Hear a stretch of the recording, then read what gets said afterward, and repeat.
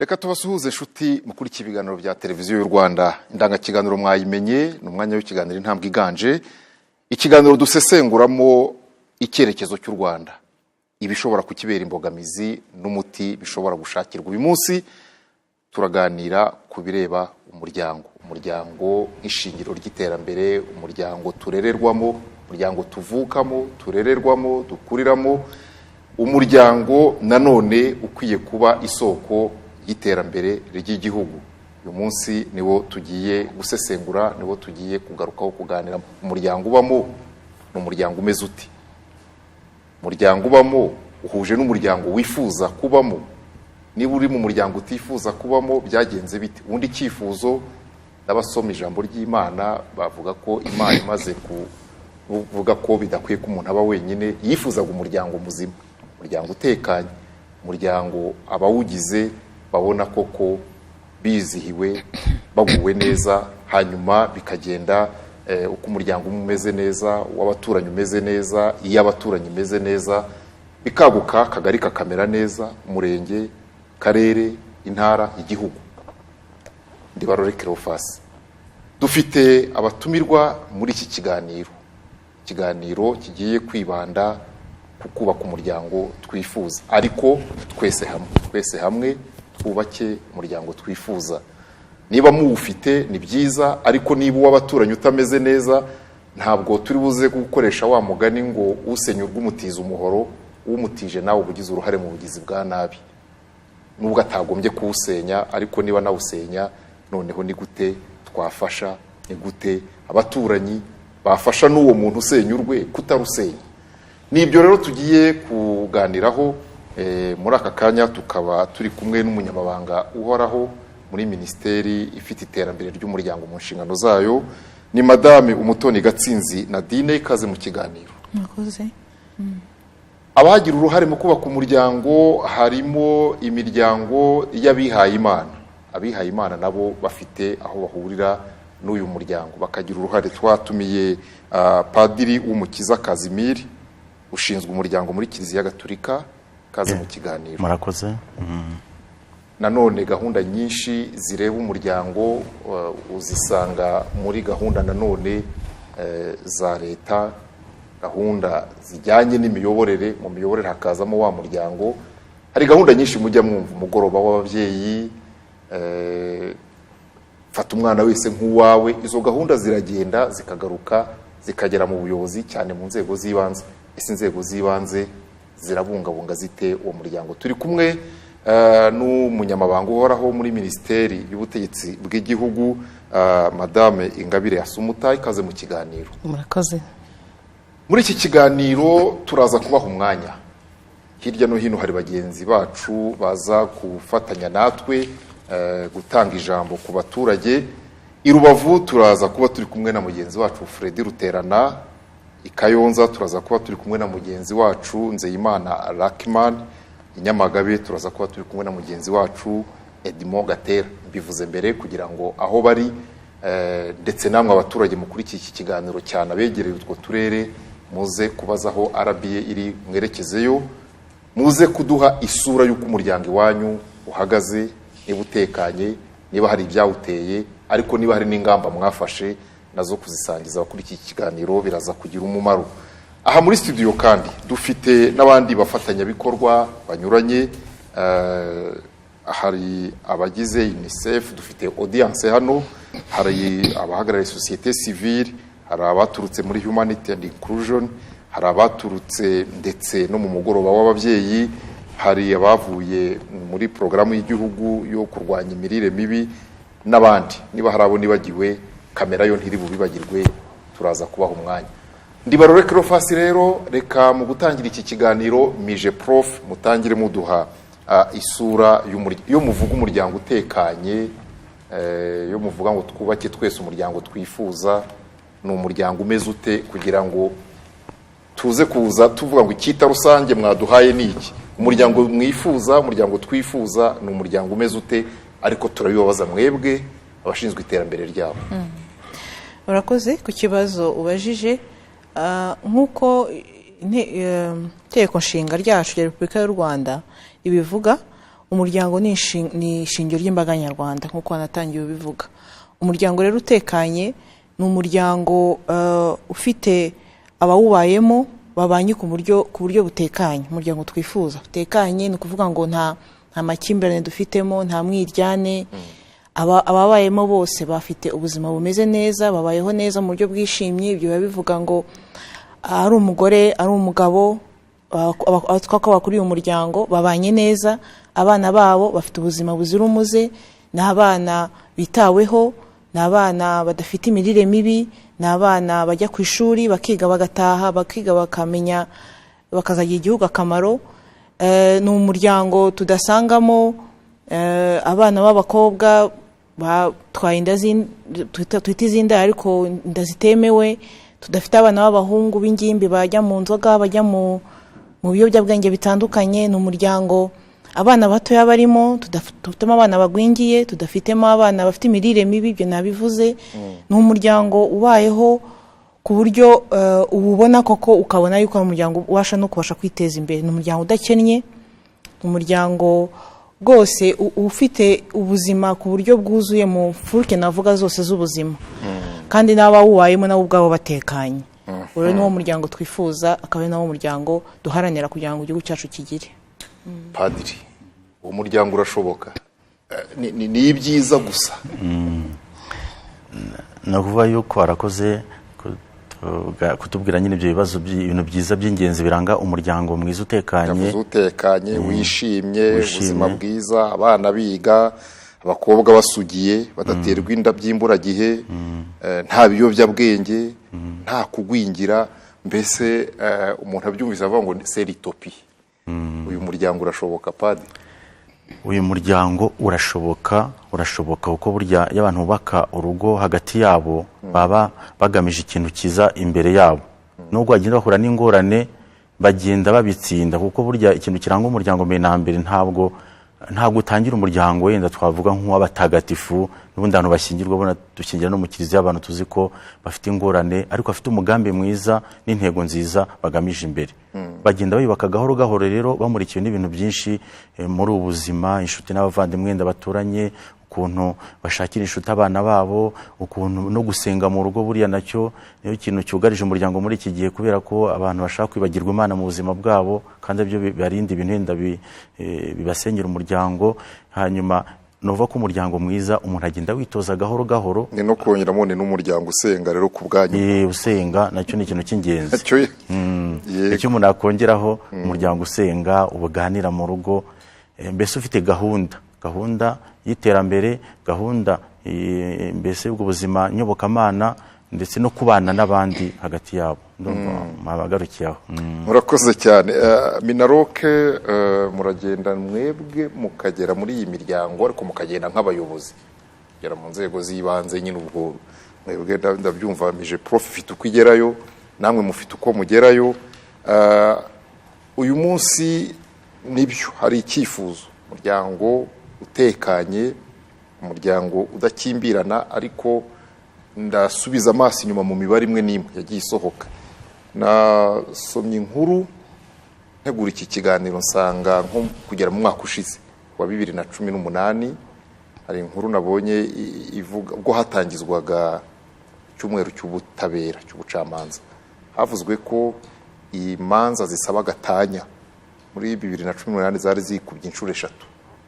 Babarebye ibipimo by'imyaka 3, 2016 zari nka 21, 2017 zari muri 69, 2018 zigera mu 1300 imanza zaciwe zisaba gatanya. Ariko turetse n'iyo mibare no hanze abantu bavuga bati divorce iragenda yiyongera.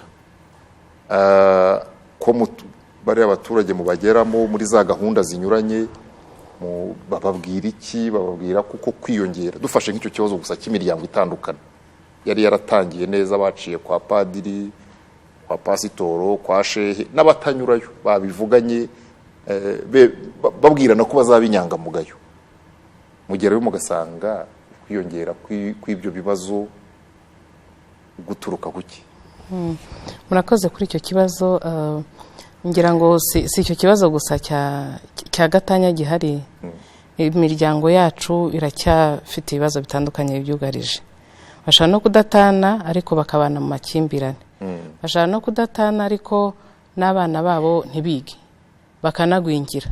Urumva ko nta bimwe PS Mije Prof yavuze ko ntabwo umuryango we byujuje. Ariko iyo usubiye inyuma ukareba impamvu z'ibyo bibazo bitandukanye, ariko cyane cyane ngarutse kuri icyo wabazaga cyo gutandukana, hari aho ugenda ugasanga wenda binaterwa n'ukuntu n'ubundi abantu babanye, bahuye bate, bakuze bate, bo ubwabo barezwe bate.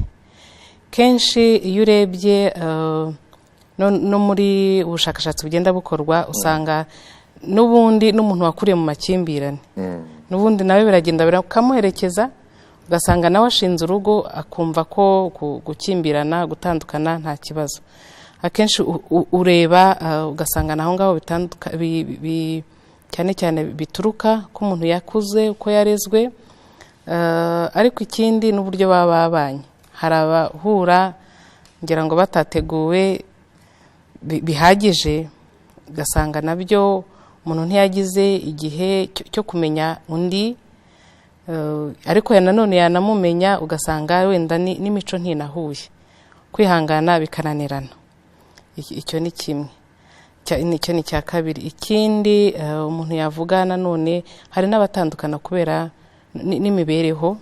Tugenda tubona imiryango itandukana kuko kenshi babanye, twabashyingiye, nitwe tubashyingira mu nzego z'ibanze ku murenge. Umugabo arabyaye rimwe kabiri gatatu, wenda kananirwa gukorera urugo akaruta akajya ahandi gushaka urundi rugo rwa kabiri. Hari ubwo tujya tugira ngo wenda yagiye gushakisha umwitaho nawe. Iyo mibereho mibi yo kunanirwa gufasha urugo, gutunga abana, ugasanga nabyo umugabo biramunaniye aragiye. Impamvu ni nyinshi cyane. Impamvu ni nyinshi. Impamvu uravuga ko ari nyinshi, ariko se hari mekanisme yo kuzimenya mbere kuko aho kuzibona abantu bakavuga ati baratandukanye, bari mu nkiko, amakuru abasirikira gutyo muri quartier ngo bari mu nkiko. Hari mekanisme, hari uburyo bishobora kumenyekana mbere, zaba inzego z'ibanze, mu nzego z'ibanze mugira uburyo, ese padiri cyangwa amadini muri rusange basengeramo, ko abenshi ubwo baba batajya mu misa kenshi, ariko nubwo yabagiye rimwe mu mwaka ntimuba mwaramutaye abakiri intama yanyu. Izo mekanisme zirahari, yenda Minaroka atangira hanyuma na padiri atubwire. Murakoze Barore. Dufite uburyo butandukanye bwo kugira ngo tumenye imiryango ibanye nabi mu nzego z'ibanze. Kugira ngo muzi aho kenshi abaturage bahura buri cyumweru mu nteko z'abaturage. Zira nteko z'abaturage dushishikariza abaturage, kuko ni igihe cyo gukora ubukangurambaga, dushishikariza abaturage kuvuga ibibazo. Iyo tugize amahirwe umuntu wumva abishoboye, abishaka, cyangwa wumva wenda hari n'ahantu bimugeze, kuko akenshi abanyarwanda baranihangana, arabivuga. Yavuze ati umugabo arankubita, iyo yavuze ati umugabo yasinze ataha nabi, aho ngaho twebwe turabirikodinga. Urenverse umugabo nawe ashobora kuvugira muri iyo nteko y'abaturage ko umugore aramukubita, cyangwa ko abana bakubita ababyeyi. Nabyo birashoboka. Hari abana bakubita ababyeyi. Mwebwe muravuga muti mu nteko z'abaturage. Hari inteko z'abaturage, dufite umugoroba w'ababyeyi, nawe n'uburyo bw'inteko z'abaturage, ariko nawo ugira igihe cyihariye imiryango ihura igacoca ibibazo ikabivuga. Dufite noneho n'amasibo. Buri umudugudu usigaye ari munini, uri mu ngo 100, ariko amasibo ni ingo 15. Iyo mu ngo 15 bafite umukuru w'isibo kurikirana ubuzima bwa buri munsi bw'ingo, nabyo bituma tubimenya.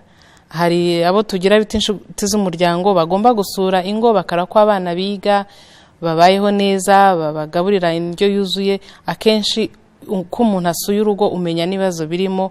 Kuba twabimenya mbere ni ikintu gishoboka kandi tugerageza. Kuri mwebwe birashoboka? Birashoboka. Kubimenya uburyo bwatuma mutanga ubujyanama. Uburyo bwa mbere burya atari muri penetensiya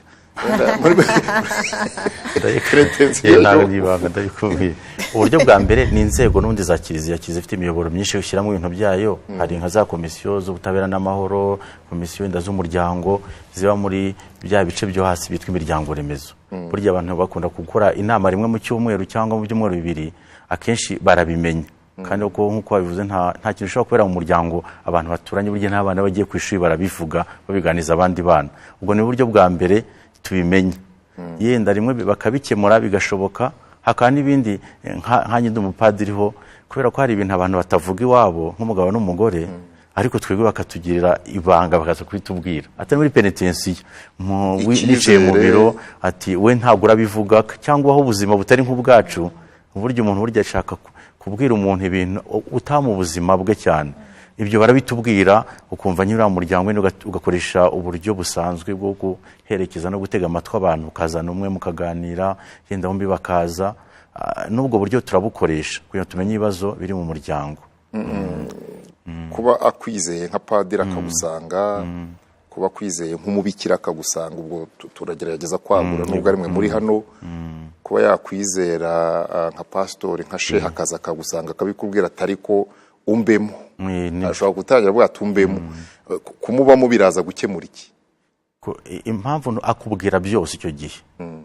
Yakwizeye umuntu akubwira byose, n'ububabare bwe rimwe hari n'ibyaguhisha birumvikana, ariko byose ukagira aho uhera. Cyane cyane iyo umubwira uti se umugabo wawe cyangwa umugore nzamubwira ati ntacyo niwe twahisemo. Hari n'igihe akubwira ati niwe, burya abantu bazi no guhitamo abantu ati niwe wamubikiraho cyangwa umupadiri niwe twahisemo, twabivuganye tuhitamo wowe. Ubwo rero ugize Imana ko byibuze nka 50% bashaka kwiyunga. Hari biza birumvikana ntibishoboke, hari biza ntibishoboke. Akenshi abenshi baza baciye muri za nzego nk'izi ziri mu midugudu, bagiye kuri RIB, kuri polisi, bagiye hagana he, bati byaratunaniye tugeragereze nawe. Ubona ibibazo bijya komera gutyo. Ariko hari ubwo buryo bwinshi bunyuranye umuntu akoresha, kandi hari abo bishoboka abona yenda bateye intambwe cyangwa waroroheranye hagati yabo. Hanyuma Meje Prof, mwatubwiye umuryango mwifuriza buri wese, mwawuvuze. Ariko se noneho imiryango dufite imeze iti? Ubwo ngeze ku bibazo biyugarije, nubwo nari mvuze icyo gutandukana, ariko si icyo gusa, mukora n'ubushakashatsi. Ni ibihe bibazo by'ingutu kugeza uyu munsi mubona, mukaba mwavuga mutabasenga mu bisengere, mukaba mwabwira abayobozi muhaguruke? Urakoze kuri iki kibazo Barore. Hari ubushakashatsi bwakozwe na Rwanda Governance Board RGB, buriya twita Citizen Report Card. Nabo bakoze ubushakashatsi babaza abaturage ese nibihe bibazo babona bibangamiye umuryango aho batuye. Bwari ku muryango gusa? Bwari ku muryango, ibibazo bibangamiye bigaragara mu muryango. Ikibazo cyaje bwa mbere ni icy'abana b'abakobwa baterwa inda z'imburagihe zitemewe. Yageze kuri 85% y'abababajijwe bagaragaje yuko cyari ikibazo gikomeye kibangamiye umuryango. Hanyuma icya kabiri kiza ubuharike cyangwa se ubushoreke nk'uko amategeko bivuga, nicyo kiza kuri 68% nk'iki ni ikibazo kibangamiye umuryango. Icya gatatu birumvikana cyaje ari amakimbirane, cyari kuri 60% nk'ikibazo abaturage bagaragaje bose ati mu miryango iki ni ikibazo gihari kibangamiye umudendezo w'umuryango. Ibyo mwavuzeho kare gutandukana nabyo cyaje ari nk'ikindi kibazo cyari kuri 54%, ho gutandukana kw'abashakanye nako kuri ari ikibazo gikomeye. Ikindi cyagaragaye ni ubuzererezi mu bana bato, inzererezi wenda zazana no mu rubyiruko, nacyo cyaje kuri 39% nk'ikibazo kibangamiye umuryango. Ikindi gukoresha ibiyobyabwenge n'inzoga mu muryango, nacyo kiza kuri 31% nk'ikibazo kibangamiye umuryango. N'ibindi rero hajyazamo n'ibindi, ubu gukoresha abana imirimo mibi, ubwicanyi nubwo buri ku 10%. Ariko nk'uko mwumva ibyo bibazo byose ubusanga nka kimwe twavuze kare cy'ubutane no kutumvikana mu muryango gisa nkaho hari icyo cyabanza n'ibyo bibazo bindi bikaboneka. Iyo ababyeyi batumvikanye abana barirera, bamara kwirera bagahura n'ibyo bibazo byo guterwa inda bakiri bato, bagahura n'ibibazo by'ubuzererezi n'ibindi. Ariko wenda uretse ibyo bibazo byagaragaye muri ubwo bushakashatsi tuzi ko hari n'ibindi. nk'ikibazo cy'imirire mibi mu bana bakiri bato. Iki nacyo ni ikindi kibazo kibangamiye umuryango nyarwanda, aho ubushakashatsi bwakozwe muri 2016 butwereka yuko 38% y'abana bari munsi y'imyaka 5 bagwingiye. Iki nacyo ni ikibazo twumva kigose kibangamiye umuryango, kineye kwitabwaho ku buryo bw'umwihariko, kuko aho bana n'u Rwanda rw'ejo. Ikindi kimaze kugaragara mu miryango, haracyarimo isuku nkeya ku mubiri, mu rugo, ishobora kuba n'imwe mu mpamvu yatuma habaho n'iyo mirire mibi, ndetse nyine n'ubukene nabone ikindi kibazo, ariko ubukene bwo bwagira uko bukemuka bundi. Ariko ibyo bibazo mvuze nibyo byagaragajwe nk'ibibazo bibangamiye n'ubushakashatsi. Urakoze cyane. Aha muri audience hano muri studio ndagira ngo bampere mikrofone ushinzwe umugoroba w'ababyeyi Igikondo, agize neza kwitabira ikiganiro, atubwire nk'umuyobozi w'umugoroba w'ababyeyi, bwira abakurikiye iki kiganiro amazina yawe, hanyuma waje uhagarariye umugoroba w'ababyeyi Igikondo. Hari ibibazo bavuze, ndetse Minaroke baravuga bati twebwe mu nzira zashyizweho zafasha kumenya ibibazo biriho harimo umugoroba w'ababyeyi. Umugoroba w'ababyeyi muganira kuri ibi bintu, abaturage bagafunguka bakababwira. Murakoze cyane. Nitwa Ntakirutimana Viviane, nkaba naturutse Igikondo, abandi president umugoroba w'ababyeyi muri Kivugo ya kabiri mu kagari ka Kinonga.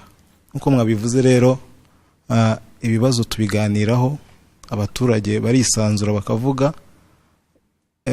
turaterana tukaganira, tukabaza ibibazo dufite, bakatubwira, bakisanzura bakatubwira, kuko tugira ibyiciro tuhamagaramo abaturage. Hari igihe duhamagara urubyiruko, hari igihe duhamagara abakuze gusa, tugakorana umugoroba w'ababyeyi. Rero ibibazo bagiye bavuga byose baratubwira.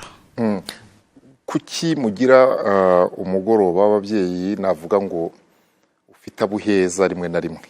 Hari igihe muvuga muti bitewe n'imiterere icyo tuganiraho uyu munsi abakuze bekuza? Murakoze cyane.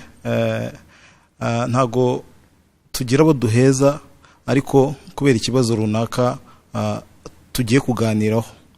Urugero, hari nk'igihe hari amakimbirane wenda yo mu ngo, tuganira tutifuza yuko abana bayajyamo, tukaza tukabiganira nk'ababyeyi, tukabifata umwanzuro nk'ababyeyi.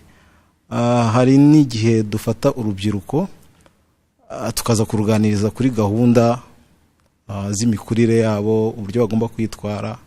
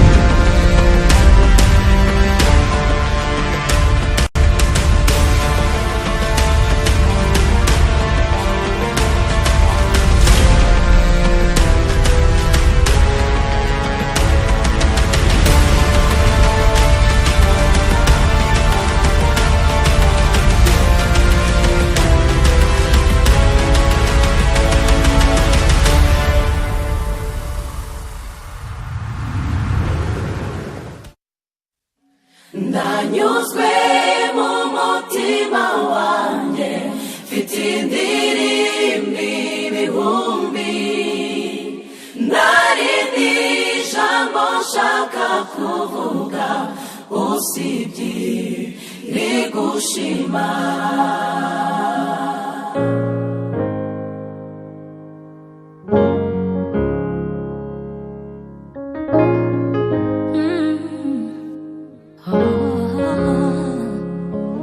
Uwiteka nje imbere yawe nciye bugufi mfite byinshi byo kukubwira ariko reka mpitemo kimwe si uko amarira yashize si uko ibibazo birangiye umutima unyuzwe Uwiteka nje imbere yawe ongera unyumve wakiriye indirimbo kuko imvuye ku mutima si uko amarira yashize si uko ibibazo birangiye umutima unyuzwe ndanyuzwe mu mutima wanjye mfite indirimbo ibihumbi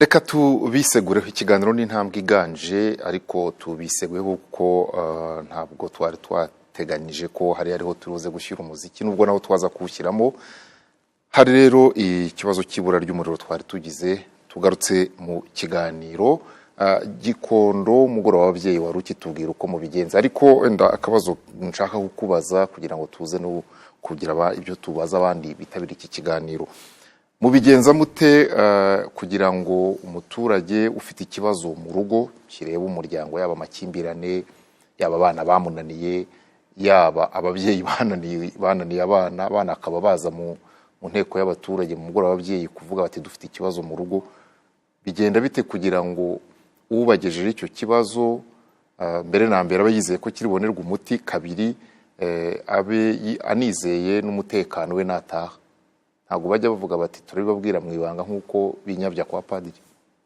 murakoze cyane mbere na mbere reka nihereho ngeye ku mudugudu wanjye twabanje gufata abaturage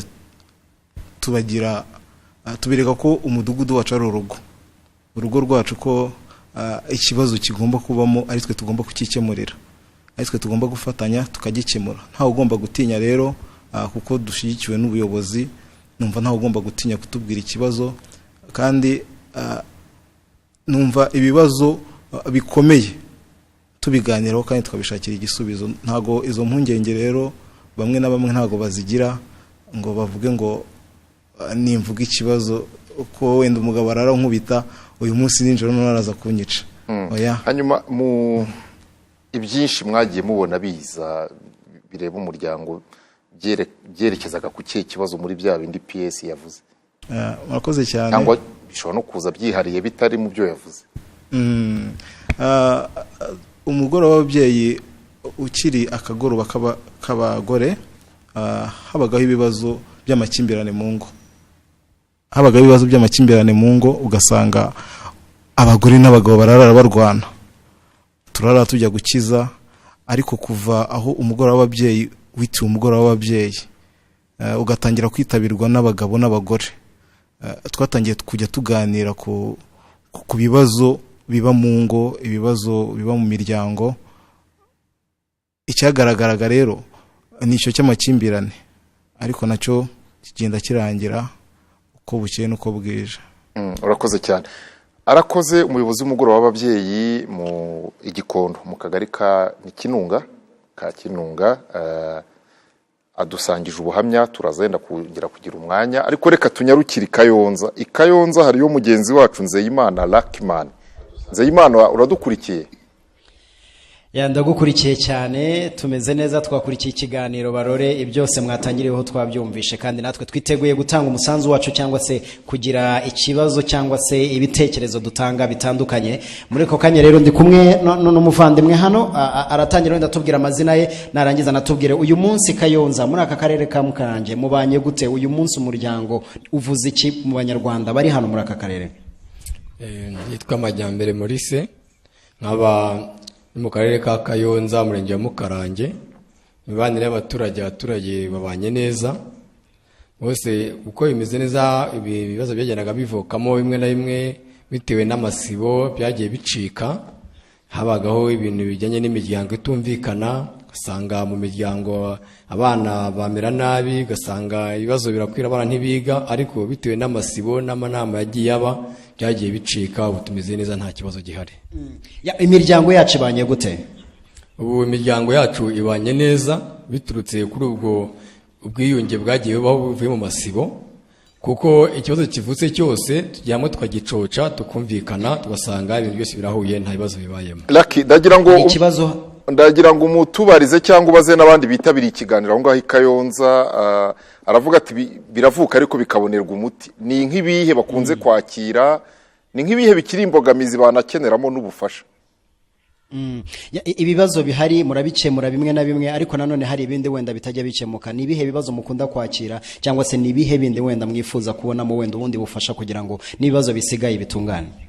Ibibazo dufitemo byinshi nk'ibijyanye cyane cyane n'amakimbirane. Hari igihe usanga bimwe bikunda kunanirana mu miryango bikajya mu nteko z'abaturage, ugasanga ntibyumvikanye cyo bigasaba kugira ngo bijye mu bunzi. Aho niho henshi bikunda gukemukira, ariko niyo bigize mu nzira birakemuka, nta kibazo cyinshi gikunda kuba. Ayo makimbirane ashingira kuki ko arabyita amakimbirane yo ni inyito rusange, ariko baba bapfuye iki? Arakoze cyane mugenzi wacu Barore, wenda amaje ikibazo reka ahita nyibaza uyu nguyu wundi. Uratangira uvuga amazina yawe. Amakimbirane ahera kuki, aturuka kuki? Ayo makimbirane ashobora kugaragara mu miryango uyu munsi. Nitwa Karangwa Theoneste, nkaba ni mu karere ka Kayonza umurenge wa Mukarange akagari ka Nyagatovu. Amakimbirane akunze kugaragara mu muryango aterwa hanini no kutumvikana kuba mu miryango, hagati y'imiryango yombi ku kibazo runaka bashobora kutumvikanaho, ariko hari uburyo tugikemura n'abaturage, tugahuza imiryango yombi. Twabanje guhuza umuryango umwe n'undi, tukabanza tukagira muri icyo kibazo, muri ibyo bibazo byabo byombi tukabikemura twenyine n'abaturage nabo bagiranye ikibazo, cyangwa se byananirana tukiyambaza bamwe mu miryango yabo ya hafi tukakemura cya kibazo. Iyo binaniranye rwo bizamuka bikajya mu nteko y'akagari, bigakemurika mu nteko y'akagari. Akenshi bikunze gukemuka bikiri mu nteko z'abaturage, bitarajya mu nteko Imukarange. Ikibazo kiba gihari cyangwa Imukarange ikibazo kigaragara mu miryango y'iki? Ikibazo gikunze gutera amakimbirane mu miryango ni hagati y'imibanire hagati ku mugabo n'umugore. Iyo umugabo n'umugore hari ibyo batumva kimwe, hari igihe binanira kwifatira ibyemezo ku giti cyabo, bikaba ngombwa ko bibambaza bamwe mu miryango. Lucky, ndagira ngo tubarize abo baturage nk'abaturage bo akagari ka Nyagatovu, tubibafashamo twebwe nk'abaturage, tukabibafashamo ku buryo bitirwa bigera hejuru. Ndakumva Barore, ndakumva. Ndagira ngo abo baturage berure, batobore, batubwire. Baravuga ati iyo kibazo kije turagikemura, kiza cyitwa ko bapfuye amafaranga, kiza cyitwa ko ari uwafashe inka akayigurisha undi atabizi, kiza ari isambu yagurishije, ni umwana uba watewe inda ntibabyumve kimwe. Ni iki bapfa, ni iki bakunze gukemura aho ngaho i Kayonza? Ibibazo bigaragara hagati y'umugabo n'umugore ni iki mukunze gukemura? No kugurisha isambu wenda umugore cyangwa umugabo batabyumva kimwe, no ku mwana wabo yatewe inda, ese no kuba batumvikana wenda mwerure, kubera ko uwo mugani n'abadukurikiye kuri televiziyo y'u Rwanda barashaka kumenya ese hani Kayonza ikibazo ni isambu, ikibazo no kugurisha inka, ikibazo ni amafaranga cyangwa no umwana watewe inda. Ibibazo bikunze kuba hagati mu miryango akenshi bituruka ku mitungo. Imitungo akenshi niyo bakunze kuza byatemera amakimbirane hagati yabo bombi, kubw'ibyo rero bananiye kubyikemurira niko kutuyambaza tukabibafashamo. Nk'umugabo wenda agashaka kugurisha isambu, umudamu wenda atabyumva, byaba ngombwa ko bananiranwa bakatwiyambaza. Ikindi kandi ni igihe umugabo ashatse wenda nko gushaka undi mugore, byo gushaka undi mugore inaha ntabwo bikunze kwaba cyane. Ni hagati yabo ubwabo igihe batumvikana mu byerekeye by'imitungo yabo ku giti cyabo. 70% ni imitungo yabo, bapfa imitungo. Ni imitungo akenshi niyo baba bapfa. Yes, Barore mu minota haruduhaye urumva ko wenda ikibazo gihari wenda gishobora kuba kiganiro. Lucky umaze kuvugisha abagabo babiri, ubahiriza n'ihame ry'uburinganire udushakire n'abagore babiri cyangwa abakobwa. Reka negere uyu mubyeyi turi kumwe nawe ashobora kutubwira ibyo aba bavandimwe bavuze. N'abagabo hari nawe uri umugore, ese uyu munsi imiryango wowe ubona ikibazo ifite ni ikihe? Murakoze, nitwa Mukandayamba Jerose, nanjye ntuye muri no murenge wa Mukarange, kagari ka Mburabuturo.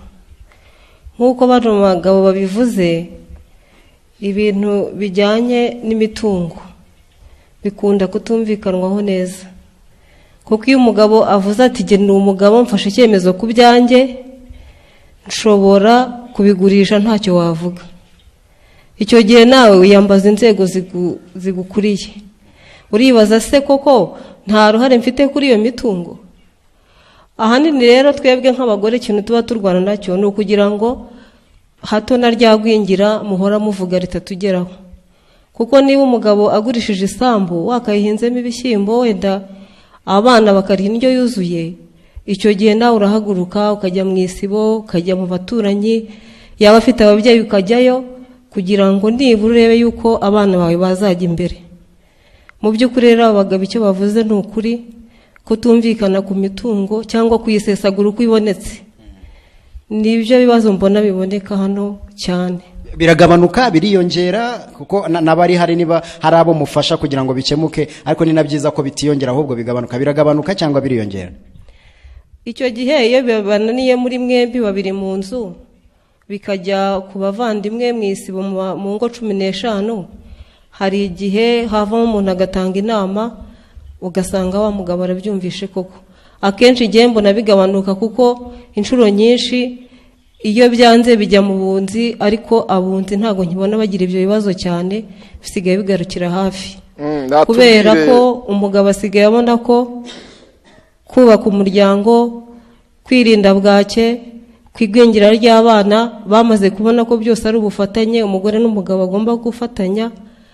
Iyo rero bamushishikarije ibyo bintu bakamugira inama, akenshi iyo nta satani irimo arakira. Ati nta satani irimo hari igihe akira. Lucky, ndagira ngo satani yo nukwicyaha ikigirayo, ariko agifite ijambo natubwire, cyangwa hano hari Minisiteri y'Iterambere ry'Umuryango, hano hari uhagarariye Minaroke, abo ngaho aho atuye, aho agenda hafi aho ngaho, abona ikibagoye ari nk'ikihewe nk'umubyeyi. Nk'umubyeyi dufite Minaroke, dufite Mije Prof hariya, ariko nanone nkawe nk'umubyeyi ni iki kibagora, ni iki uhura nacyo wenda kimbogamiza ubona kuri ababyeyi, ku miryango muri rusange? Yewe ikintu mbona, iyo umudamu ashakanye n'umugabo batabyumvikanyeho neza, biba ngombwa ko mu gihe cyo guhuza ubuzima bwabo kugira ngo ibitekerezo bihure bibagora. Ariko iyo mwarambagijanyije mukemberanwa, ugahaguruka iwanyu uzi ko ugiye gushaka, nawe akaba azi ko agiye kubaka, icyo gihe iyo mugeze mu rugo rwose ibintu biba byiza.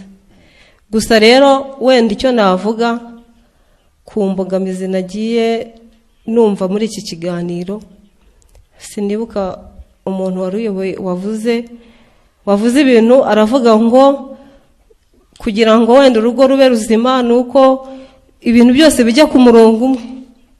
Njye nahagize ikibazo, ese koko umuntu yabona umugabo bazabana ku murongo umwe mpaka bashaje? Wemera ko abagabo n'umugore badashobora kubana ku murongo umwe?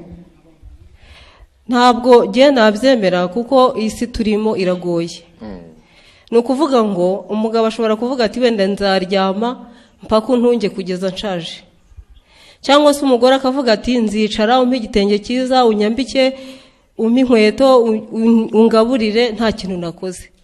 Icyo gihe rero ahubwo jyewe nabonye wenda habaho kumvikana mu kubaka urugo mwese rubabereye, mwabyizeho neza, mwabyumvikanye, ukavuga ati ndaca hariya nawe uce hano, dushakishe tuzamura abana bacu bige, tuzamura abana bacu babone igikoma cyo kunywa.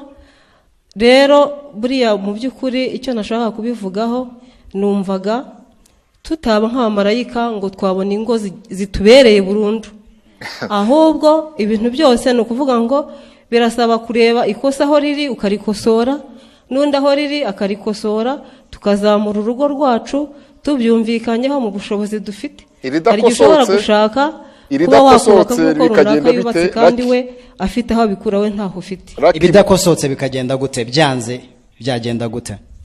Iyo bidakosotse mu buryo byanze, ni hahandi twitabaza za nzego. Ni hahandi ujya ku muyobozi w'isibo, ni hahandi ujya ku mugoroba w'ababyeyi ukababwira ati bavandimwe, umugabo wanjye wenda ayabonye arajya kunywa, abana banjye nta gikoma bafite. Hanyuma rero bakamubwira bati rero kunywa ntibibujijwe, ariko n'abana bagomba kubona igikoma cyo kunywa. Mu by'ukuri rero iyo byanze muri babiri, ni hahandi isibo ijyamo, ni hahandi umugoroba ujyamo, ariko urugo rukaba ruzima. Mu by'ukuri ntabwo tuzabona urugo rugiye kuri paradizo ku murongo umwe, ahubwo akakosa kavuyemo ni mugakosore muri babiri, nibyanga mube batatu, nibyanga mujye mu isibo, ariko nibura tuzamurane ku buryo tutakongera gusubira hasi. Arakoze cyane, arakoze cyane. Ibitekerezo byiza ati urugo ntabwo twabona ijana ku ijana rwiza, ariko no kumvikana hagati yacu tugakemura utubazo duto na duto tugenda duhura. Rakimana Nzeyimana, abanyakayonza tunabashimire, baravuze ati hatari satani ubundi ibindi abantu barabikemura. Niko bimeze. Bakomeze basenge satani yigireyo, hanyuma ibyakemurwa n'abantu babikemure, ibyo bashinga Imana nabyo bazabisengera. Reka rero tugaruke hano muri studio. Turi kumwe na societe civile, babampere mikrofone uhagarariye societe civile, mutubwire mwebwe biriya n'abaturage babitubwira, mwebwe dukunda kubita irindi jisho. Hari leta, hari imiryango ishingiye ku myemerere, ariko mwebwe ibi bavuze murabibona. Niba mubibona mugira ruhare ki mu kuzana umuti? Murakoze. Muri societe civile amazina nitwa Nyemazi John Bosco, ndi umunyamabanga nshingwabikorwa w'ihuriro rya societe civile. Ibibazo baba abahagarariye prof bavuze ndetse na Minaloc n'ibyo abaturage ku giti cyabo bivugiye, twe tuba mu baturage, dukurikirana ibihabera, dukora ubuvugizi aho biba biri ngombwa. Ibibazo byugarije umuryango, ngira ngo umunyamabanga uhoraho muri mije prof yigeze gusa naho bikomojeho, cyane cyane nk'iyo urebye nk'ikibazo cy'abana baterwa inda z'imburagihe. Iyo urebye nk'umwaka ushize, zaba ari raporo zaturukaga muri minisiteri y'urubyiruko ndetse n'izindi minisiteri, natwe no muri societe civile, wabonaga yuko imibare ikomeza kwiyongera. Ariko noneho nibaza yuko muri ibi bibazo byose tugenda tuvuga, harimo n'irigwingira, harimo n'abana bakoresha ibiyobyabwenge, ubona iyo urebye ubona imbaraga nyinshi zishyirwa mu buryo ibyo bibazo byakemuka. Ariko iyo ugiye gukora isesengura ryimbitse, ubona yuko dukwiye gushyira imbaraga nyinshi mbere yuko tubikumira kubera yuko byaje, ahubwo hakaba hajyaho ingamba zituma ibyo bibazo bikemuka mbere yuko biba. Kuko nk'iyo urebye nk'ikibazo cy'inda ziterwa abangavu, ubona ko kirimo gufata iyindi ntera, ukibaza ukabona imibare ni myinshi yabariye abana baterwa inda bakiri bato batarageza imyaka. Bamwe bashobora kuva mu mashuri, abo bana babyaye n'ibindi bibazo bishobora kuvamo ryagwingira rikaba ryashamikiraho ryashamikiraho. Hari n'ikindi kibazo cy'abana bashobora kujya no mu mihanda nahe, ugasanga yuko dukwiye gusesengura ikibazo duhereye mu muryango, tutareba ikibazo nyirizina, ahubwo tukareba n'iki gikwiye gukorwa. Ari naho n'uruhare rw'inzego zitandukanye zirimo twebwe, kuko muri societe civile mu byo dukora habamo na awareness, kwigisha abaturage aho tubona ikibazo tukabimenyesha inzego bireba kugira ngo habeho gufatanya mu gukemura cya kibazo. Ariko iyo ugiye kureba abafatanyabikorwa bari hariya hasi, reka tuvuge nk'amatorero n'amadini, usanga abanyarwanda benshi ngira ngo mvuze nka 95% bose babarirwa mu madini n'amatorero, bafite aho basengera. Ukareba mu by'ukuri ari amatorero n'amadini abanyarwanda bose barimo, haramutse habayeho uburyo bwo kumvikana bwakoreshwa, tugasubiza imbaraga mu muryango, tugashyira imbaraga mu kwigisha. Kuko niba uyu munsi hagaragaye umubare w'abana benshi batewe inda, ariko abazi bateye umubare ukaba mukeya, ni ukuvuga ngo harimo ikibazo cy'uko hari aho ababyeyi bahishira ba bandi bazi batewe, bakavuga uriya muryango twaraturanye twarabanye, ntabwo nshaka kubateza ibibazo, azafungwe.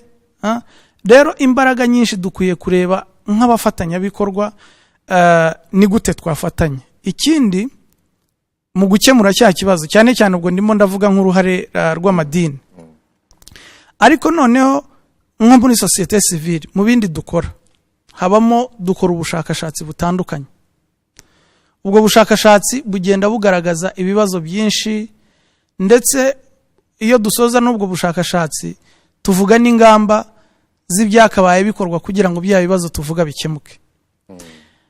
Yenda ahakiri imbogamizi, raporo ziba zaragaragajwe ziba ari nyinshi, ariko noneho icyo dukwiye kongera gutekereza nk'inzego, zaba inzego za leta, natwe imiryango itari ya leta ndetse n'abikorera, kuko nabo bari muri iyo community, ni gute hajyaho dushobora gukusanya ariya makuru yose aba yabonetse. Kuko usanga iyo ikibazo cyamaze kugaragara, turashaka kugira ubavugana ku musozo, uko mubyaza umusaruro amakuru aba yabonetse.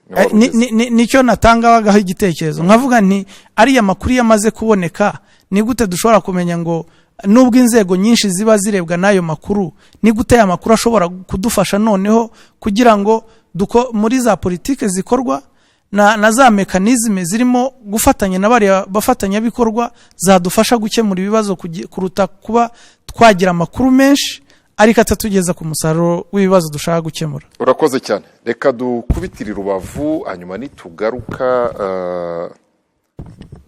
ababwira icyo tuza gukora abantu cyane cyane tugarutse muri studio Rubavu banza batari yitegura. Ndagira ngo mu mpere ushinzwe inama y'igihugu y'abagore urimo hano uhagarariye inama y'igihugu y'abagore niba hari ntawe uhari. Humanity and Inclusion bajya bakora ubushakashatsi, yaravuze ati amakuru, ikibazo si amakuru y'imiterere y'ikibazo arahari, hirya y'aya makuru hakorwa iki? Murakoze. Dukomeze tujye tuvuga ngo 17 muri 2016 batewe inda, hanyuma tugarukira. Twebwe nk'umuryango dukorana n'abaturage ku nzego zo hasi, mu by'umwihariko ntangire mvuga ko umushinga nkoramo witwa gukumira no kurwanya ihohoterwa rishingiye ku myaka, ku gitsina no ku bumuga, ariko twifashishije imbaraga ziri mu muryango nyarwanda. Icya mbere dukora iyo ayo makuru twamaze kuyabona, mu turere duke dukoreramo tugerageza kubumbira abantu hamwe bitewe n'icyiciro cyabo. Nk'urugero natanga, dufata nk'amatsinda y'abakobwa babyariye iwabo, tukagenda dukora amatsinda matoya afite kugira ngo ube concret. Twabikoze mu karere ka Rutsiro no mu karere ka Gasabo. niho umushinga nkoreramo ukorera. Tugafata wenda ikindi cyiciro cy'ingo zibanye nabi, ariko izo ngo zibanye nabi tuzihabwa n'ubuyobozi bw'inzego z'ibanze. Turagenda tukababwira icyo dushaka gukora, bakatubwira ngo mufashe bariya na bariya. Reka dufate urugero kuri abo bakobwa batewe inda by'imburagihe, mwabakoreye iki? Nk'abo bakobwa batewe inda bakiri batoya, ikibazo cya mbere twagiye tubasangana nuko akenshi imiryango yabo yagiye isa nibashyize ku ruhande, kubera ko bitwaga ko bahawe akato mu muryango, bigatuma bagira ubuzima bubi. Iyo tumaze kubabumbira hamwe, icya mbere dukora ni kubaherekeza mu buryo bw'isanamitima kugira ngo babanze kwiyakira, bumve ko nubwo babyaye bagifite ubumuntu n'icyubahiro cy'umuntu. Icya kabiri tubafasha ni ukugira ngo n'igihe umuryango wabo waba utarabakira, agerageze arebe ko ashobora kwibeshaho ubwe, adategereje ko wa muryango wamwakiriye ntacyo uzongera kumufasha, ariko we ubwe ndi gute noneho ashobora gukomeza ubuzima bwe uretse icyo kibazo yagize. Murakoze. Reka tuze kugaruka mutubwire nuko mwabamenye. Inzego z'ibanze zifite imibare yabo, zizaho baba, n'abaciwe n'imiryango zirabizi. Muraza kudusubiza, ariko reka tugire Rubavu hariyo mugenzi wacu Freddy Ruterana. Turagusuje Freddy. Ndakuva neza Barore, muraho neza? Uraho urakomeye? Tumeze neza aho iburengerazuba. Duhera ijambo abo baturage bitabiriye iki kiganiro. Mfite amakuru ko bari no mu mugoroba w'ababyeyi. Turaganira ku muryango twifuza uwo ari wo. Umuryango wifuzwa wasobanuwe, n'udakimbiranye, n'utekanye, naho abana biga, naho umugabo n'umugore buzuzanya, n'umuryango nyine utekanye mu buryo bwagutse. Bafite imiryango imeze ite? Ese muri izo nteko zabo iyo baganira ku bibazo by'umuryango ni ibihe bikunze kugaruka? Nibyo koko Barore, reka duhere kuri uyu mugabo wari uyoboye uyu mugoroba w'ababyeyi kugira ngo atuganirize, atubwire. Tugusanze ahangaha, tugusanze mu mugoroba w'ababyeyi, ariko nanone turi mu kiganiro cyo kureba umuryango twifuza. Ese umuryango mufite ahangaha mu kagari ka Byahi mu murenge wa Rubavu n'umuryango umeze ute? Wenda nyuma uraza kutubwira n'ingorane zirimo. Ndagufasha nta kibazo, tubwire. Namaze kuvuga izina ryanjye. Yengeye nitwa Nsengiyaremye Emmanuel, aba ndi umuturage wo muri uyu mudugudu wa Ngugo mu kagari ka Byahi murenge wa Rubavu. Umuryango twifuza rero, nahera mu muryango wanjye mu rugo. Abana banjye mbashishikariza kujya mbajyana ku ishuri buri munsi. Abana banjye mbatangira mituwere. Abana banjye abana banjye mbashishikariza kujya ku ishuri buri munsi. Abana banjye mbigisha, mbakorera isuku. Umudamu wanjye mwitaho rwose, nta kibazo tugirana mu muryango wacu.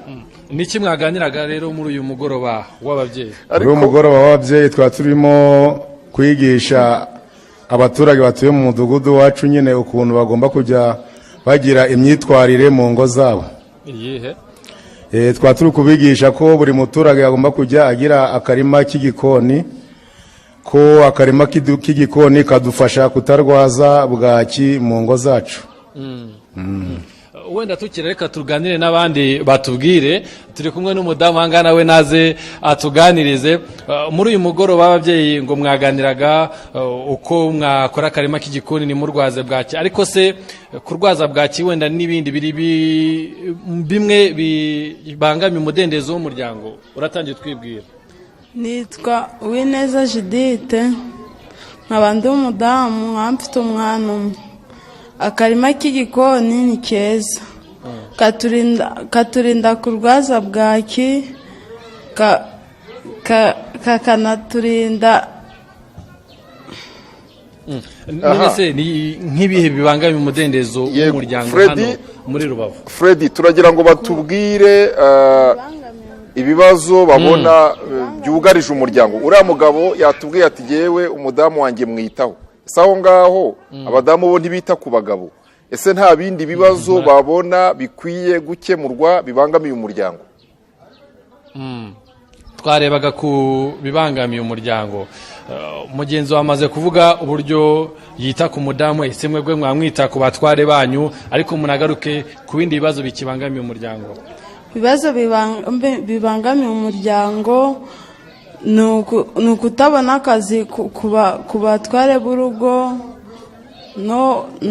n'abajura babangamiye ingo n'umutekano. urakoze cyane reka tuganire n'abandi baduhe ibitekerezo byabo umuze nawe tubwire ni ibiki bikibangamiye umuryango ni ibiki bikibangamiye umudendezo w'umuryango kiri kubangamira cyane umudendezo w'umuryango nitwa Ndibategera Eliya ariko iyo turebye ikintu kibangamiye umuryango cyane cyane ni uko hari abantu bamwe bagifite abana badashaka gushishikariza kujya kwiga icyo nacyo rero wareba ugasanga nacyo kwibangamiye umuryango ikindi cya kabiri cyane cyane ni ikintu cy'ubujura ubujura nabwo burabangamiye cyane icyo ngicyo nacyo tugasanga nacyo kibangamiye umuryango. Freddy hakorwa iki hakorwa icyo twakora ni ugufata ingamba zo gukomeza kubwira abo bantu bakigisha abana cyane cyane kubashishikariza kwiga n'abariya nabo bazanye ubujura nabwo bakareba ukuntu nabo bakora kubagorera neza ibyo byose bakabivamo. abana batiga nabo mu ngo zimeze gute zifite ibihe bibazo twajya ngo tukubaze wenda nk'abana batiga nabo mu ngo zimeze gute zifite ibihe bibazo hari ingo nyinshi zifite ibibazo bitewe na mikoro make bakabura ngo imikorere icyo bakora none bigatuma abana babo batiga bimwe nabyo rero twabashishikariza ngo nabo bashaka imirimo babone uko bakoraga ngo bajye babona uko bigisha abana. mutubarize niba mu mudugudu wabo mu kagari kabo ese ikibazo cy'abangavu baterwa inda nta gihari twavugaga ku kibazo cy'abangavu baterwa inda aha muri Rubavu nta gihari aho ngaho naho kirahari dase nyine ko ari ukomeza gushishikariza abangavu kugira ngo nabo bakomeze kwitwararika no gukomeza kubahugura kugira ngo mbese nabo bajye mu muco nyarwanda. Ikibazo kiri ku bangavu byose bibaho niko bakunda kujya bagenda bari kuzerera ubwo rero icyo gihe tugomba kubabwiriza cyane kwirinda kuzerera se nibyo biri gutuma bagwa muri uwo mutego wo gutwara izo nda zitifujwe kuko iyo urebye henje akenera nga telefone none yahura na wa musore hirya bigatuma noneho ayimushukisha none bigatuma mutera inda. murakoze cyane Freddy reka tugushimire turaza gushaka undi mwanya tugaruke nimunyemerere tugaruke hano murakoze cyane Rubavu nkuko babivuze UNICEF ntibakumpere mikrofone mushinzwe by'umwihariko ku bufatanye na leta bijyanye n'imibereho y'umwana kumva ko abana Rubavu barababyeyi bati hari abana batiga kandi ngo ikibazo cy'ubukene hanyuma hagarutse no ku kibazo cy'abangavu baterwa inda aravuga ngo abakobwa bakwiye gukora attention mwebwe iyo mu bisesengura musanga ari ikibazo cy'abakobwa batirinda cyangwa mufite irindi sesengura ry'ikibazo. murakoze cyane nitwa Denise Amahirwe nk'uko insanganyamatsiko ibivuga turashaka kubaka umuryango twifuza nka UNICEF rero cyane twe akazi kacu ni ugufatanya na leta mu kubaka uwo muryango. Iyo tubireba nka UNICEF cyane cyane ni umuryango ubasha kurera aho umwana akura guhera aho yasamiwe aho aba akiri mu nda akahaba atekanye akahavukira atekanye akaharererwa atekanye akiga agakura akabamwe umuntu ushobora kuba ingirakamaro. Izo nshingano kandi ziragaruka zikajya muri wa muryango. Hanyuma kuri iki kibazo warumbajije utese ko bavuga bati abangavu baterwa inda nuko baba biyandaritse nuko bagendagenda bagashukwa. Mu by'ukuri nitureba uwo muryango nk'uko PS bose babivuze, ikibazo kirasa nk'uko ni ikibazo kigari gihagaritse kandi tugomba kukirebera mu buryo bugari. Uyu munsi ndibuka mu mwaka ushize mini sante ifatanyije n'abandi bafatanyabikorwa harimo natwe, hari ubushakashatsi bashyize ahagaragara bujyanye n'ihohoterwa rikorerwa abana. Icyagaragaye usanga nko mu bana b'abangavu basambanywa hafi 1/2 48% baterwa inda zitateguwe. Bivuze ngo n'abana bo ubwabo basambanywa atari uko aribo babigizemo uruhare. Ikibabaje kinatangaje nuko abantu usanga babasambanya n'abantu bazi mu rugo, ni babandi ntago ari abantu bo batazi, ni wa muturanye ukunda kugendaho, ni wa mubutikiye hariya ku buryo butandukanye. Noneho ikindi gikurikiraho ugasanga nabo bana ntibazi aho basabira service bijyanye n'icyo mugenzi wacu wa civil society igeze kuvugaho, ubumenyi butandukanye. Hanyuma bikagaruka kuri cya kindi, ese wa muryango wa mwana yarereweho. PS Minaroke yigeze kubivugaho gatoya. Twebwe ababyeyi bafite ubushobozi bwo kurera umwana ku buryo abasha gukurana reka mbyite aspiration, ku buryo bamutegura hahandi azagera mu gihe ageze mu kugimbukwa kwe abasha kumenya ngo gewe ngeze muri primaire ariko ndashaka kuzabamo umuntu utanga uyu musaruro. Icyo gihe bimuha n'imbaraga kugira ngo abamushuka batabona aho bamuhera. Ariko abana babuze role model, abana babuze abantu b'ibyitegererezo kuri wowe iyo ubireba. Yego, icyo ni ikibazo kinini gihari. Ubu hari umudugudu twagira ubuzemo umuntu w'inyangamugayo, urugo rwiyubashye, abantu bavuga bati nifuza urugo nk'urwo kwa runaka. Abo ngabo ingo zirahari zitandukanye, ariko turagaruka kuri wa muryango twifuza. Umwana ni umwana w'umuryango ku gasozi ahatuye. Noneho hakazamo na zandero mu rugo. Mbihera kuri gahunda twafatanyije na Mije Prof na NCC ku byo tujya dukora bya GBV clinics. Aho ngaho naho duhuriza abana b'abangavu bagiye baterwa inda, hanyuma tubafasha ko babona service, ariko harimo n'ubukangurambaga ku ruhande rwabo. Icyo twabonyemo gitangaje dukwiye gushyiraho n'imbaraga, abangavu benshi twaganiriye wumvaga yatewe inda yiga mu wa mbere secondaire, yiga muri primaire agiye kuyirangiza akiri mu cyiciro cya mbere cy'amashuri yisumbuye. Hanyuma kandi ugasanga umuntu wamuteye inda ni umuntu mukuru kandi wamubwiraga ngo ngewe nzakugira umugore. Ikibazo kigaruka kiravuga kiti, ese umwana ugiye kurangiza primaire, umwana ukiri muri 9 muri 12, uwo bashukisha ngo azaba umugore, ni ukuvuga ngo cya kindi ya aspiration ntago ihagije mu rubyiruko. Icyo ni kimwe ku ruhande rw'urubyiruko aho dukwiriye kubafasha. Tukagaruka noneho ku babyeyi na entourage.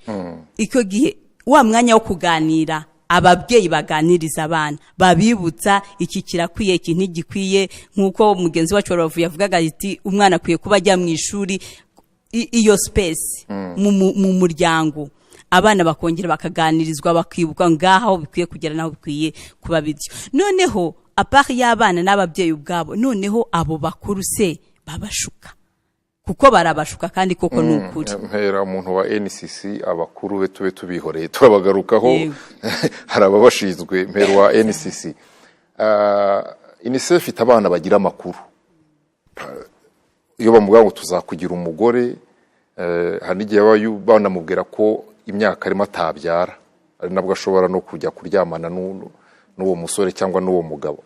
Amakuru ku bijyanye n'imyifatire ikwiye y'imikorere y'umubiri, uyu munsi abana barayafite. Murakoze cyane. Ngira ngo ushinzwe societe civile yegeze kudufasha kumva ikibazo ko kimeze mu gushyira imbaraga muri prevention. Ni ukuvuga ngo jewe ndumva hari ubukangurambaga bw'ubundi bwoko dukwiriye gukora kugira ngo ibyo mumbajije bigerweho. Ese dutanga amakuru dute? Ariko ndagaruka cyane nanone muri ayo makuru tukwiriye gutanga tuyahereye mu muryango. Denise abivuze neza uhagarariye UNICEF avuga ati turareba umuryango duhereye kuri wa mubyeyi mu gihe aba yasamye, ariko ubwo umuryango wacu nituhera aho ngaho ni ukuvuga ngo na wa mubyeyi usama abazi icyo yakoze. Ariko bigeze no kutubwira, ariko n'umuturage yabivuze neza, ngira PS Minaloc nawe yabidufashijemo, ariko n'umuturage w'Ikayonzo umubyeyi wigeze kuvuga ati hari ukuntu abantu bashakana babanje kwitegura bazi icyo bagiye gukora n'ubwo burere. Noneho ukavuga uti noneho niba twanashakanye tubizi dufite umushinga wo kubyara, ese uwo tubyaye tuzamwitaho dute? Ni ibintu biva kure, kugira ngo wa wundi uzavuka tumuhe n'ubwo bushobozi bwo kugira uburenganzira, kuko uburenganzira ni ubwo bwo kugira uburere. Uburere butazatuma ajya mu muhanda kuko yagiye ku ishuri. Hari ibyo tuzakora nk'ababyeyi, hari ibyo ishuri rizakomeza. Najya ku ishuri agahura n'abarimu nabo bafite bwa burere kuko nawe yavuye mu muryango, umubyeyi azaba abaye uwa kabiri, kuko iyo umwana avuye mu rugo abasanze undi mubyeyi. Habe noneho na wa muryango nyarwanda ufite ijisho ry'umubyeyi, hari role model mwabajije. Ni ukuvuga ngo hari umuryango muto, hari umuryango mugari muri ibyo byiciro ngerageje gusobanura. Hakabamo izo ndangagaciro rero, nk'uko mubizi kera abantu bose barabitubwira, enda buri wese avuga kera, ariko ubwo natwe turavuga ubu. Niko bimeze, kera umuntu yagiraga icyo atinya, akatinya n'uwo muturanye ko amushakira icyiza, ati taha burije ntihagire sinsubire kubona ku muhanda, taha. Ariko twese tunyura ku bana barimo kuzerera, ntuzi ikibazo cyatumye aba ku muhanda. Ni ukuvuga ngo hari indangagaciro zikwiriye kugaruka kugira ngo n'uwo mwana amenye ko arimo gukora ikibi, kandi amenye ariko ko niyo yakorerwa ikibi, ese iyo umuntu akorewe ikibi, ese ikibi cyo ni iki? Kuko hari imyaka y'abana mwarimu bimbaje neza. Ngira ngo ni n'amahirwe ko ubu ngubu turimo turashyira n'imbaraga muri ICD, mugenzi wanjye hano yenda nawe yagira icyo abivugaho, ariko ni bwa buryo bwiza bwo gukumira. Societe civile yaratwibukije ko umwana hari igihe aba ari mu maboko ya mama we akiri muto, atazi no kwitandukanya na nyina, aho aba agomba kugaburirwa, konka, ibyo byose. Ariko uko agenda akura, iyo ni ya myaka y'ubwana, umwana w'uruhinja, ari uruhinja, isekeramwanzi, igitambambuga, yego, tukazamuka kagera. Buriya umwana yagejeje ku mezi 8 niho abasha kumenya ko umuntu ari undi, kuko nyina aragenda akarira, akabasha ariko ubwa mbere hari igihe aba atabizi cyane, yenda akarizwa nuko yashonje, batahise agaburirwa. Ese mwebwe wenda nuko mukora cyane mu by'abana, mubona umuryango ikibazo kirimo cyane n'abana bafite riske nyinshi, mubona abana bari mu manegeka cyangwa hari n'ababyeyi banegekaye? Mubivuze neza cyane, kuko nyine natangiye mbivuga gutyo kugira ngo twumve ibibazo by'abo babyeyi nabo baba bafite amateka atatuma babasha kurira. Kuri we akabyara kubera kubyara, ariko atazi inshingano ze kuko atanazitojwe. Ubwo rero bikaba ari ibibazo, bikaba bituma rwa ruhererekane twagiye tuvuga rwose, uwo azabyara ntazabasha kumwitaho ko nawe ntiyitayeho. Uwo mwana azagwingira, uwo mwana azagira uburere bubi, aba ari we usabiriza, hadashize igihe azasama, kuko nibyo byose ubwo ngiye kure abatanagiye ku ishuri iyo ari mu muhanda. Ibyo byose rero ntabwo ari ibintu bidufasha cyane. Urakoze cyane. Reka tugaruke kuri pano Minaloc. Iyo mwumva ko hari abana batiga, ariko hari gahunda, inshuti z'umuryango, hari gahunda, fata mwana wese nk'uwawe, ariko tunazi ko na polisi y'igihugu irahari n'izindi nzego zinyuranye. Umuntu yahita yibaza ngo ariko reka tubibabaze kuko murahari. Mu by'ukuri abo bana bakwiye kuba babaho ngaho umwaka ugashira nta wubajije ngo umwana wo kwa runaka ko atiga. Zirakora za nzego z'ibanze murazibonamo kabisa. Murakoze. Mu by'ukuri iki kibazo nibyo kirahari, kandi inzego z'ibanze zihangana nacyo. Ariko inzego z'ibanze ntabwo zakora zonyine. Impamvu dukorana na societe civile, tugakorana inzego z'umutekano, tugakorana cyane cyane n'ababyeyi. Tugakorana cyane cyane n'ababyeyi kuko bafite uruhare rukomeye mu kugira ngo abana babo bareke guta amashuri. Bafite uruhare rukomeye kugira ngo abana babo bareke kuba inzererezi. Icyo twebwe aho tuzamo mu kubakangurira kwita ku burere bw'abana babo, kubera yuko iyo batabwitayeho niho tuziramo. Kajya kubimukangurira ariko ukamufasha no ko umwana we asubira mu ishuri. Hari n'avuga ati wenda nabuze ibikoresho, nta mafaranga y'ishuri mfite, icyo gihe dukorana n'ubuyobozi bw'ishuri. Ubuyobozi bw'ishuri nabwo buzamo cyane cyane kuko niba bazi ngo uyu mwana wo kwanaka asiba 2 mu cyumweru, afite ibimenyetso byo kuzata ishuri. Icyo gihe dukorana nabo tukareba wa muryango urugo ku rundi kugira ngo umwana ntate ishuri. Je profe, societe civile, minisante barababwiye bati mu mudugudu X abana b'abakobwa batewe inda bigarukiraho. Ntabwo bigarukiraho. Icya mbere cyo abana batewe inda hari no kubanza gushakisha ngo yayitewe nande. Murabikora? Birakorwa. Birakorwa, hari gushakisha, hari inzego zibishinzwe. Mwumvise ko abaturage bavugaga batari ko sinzi niba ari abaturage cyangwa niba societe civile yavuze ngo kugeza ubu tubona imibare myinshi y'abatewe inda ariko ntiturabona myinshi y'ababateye izo nda.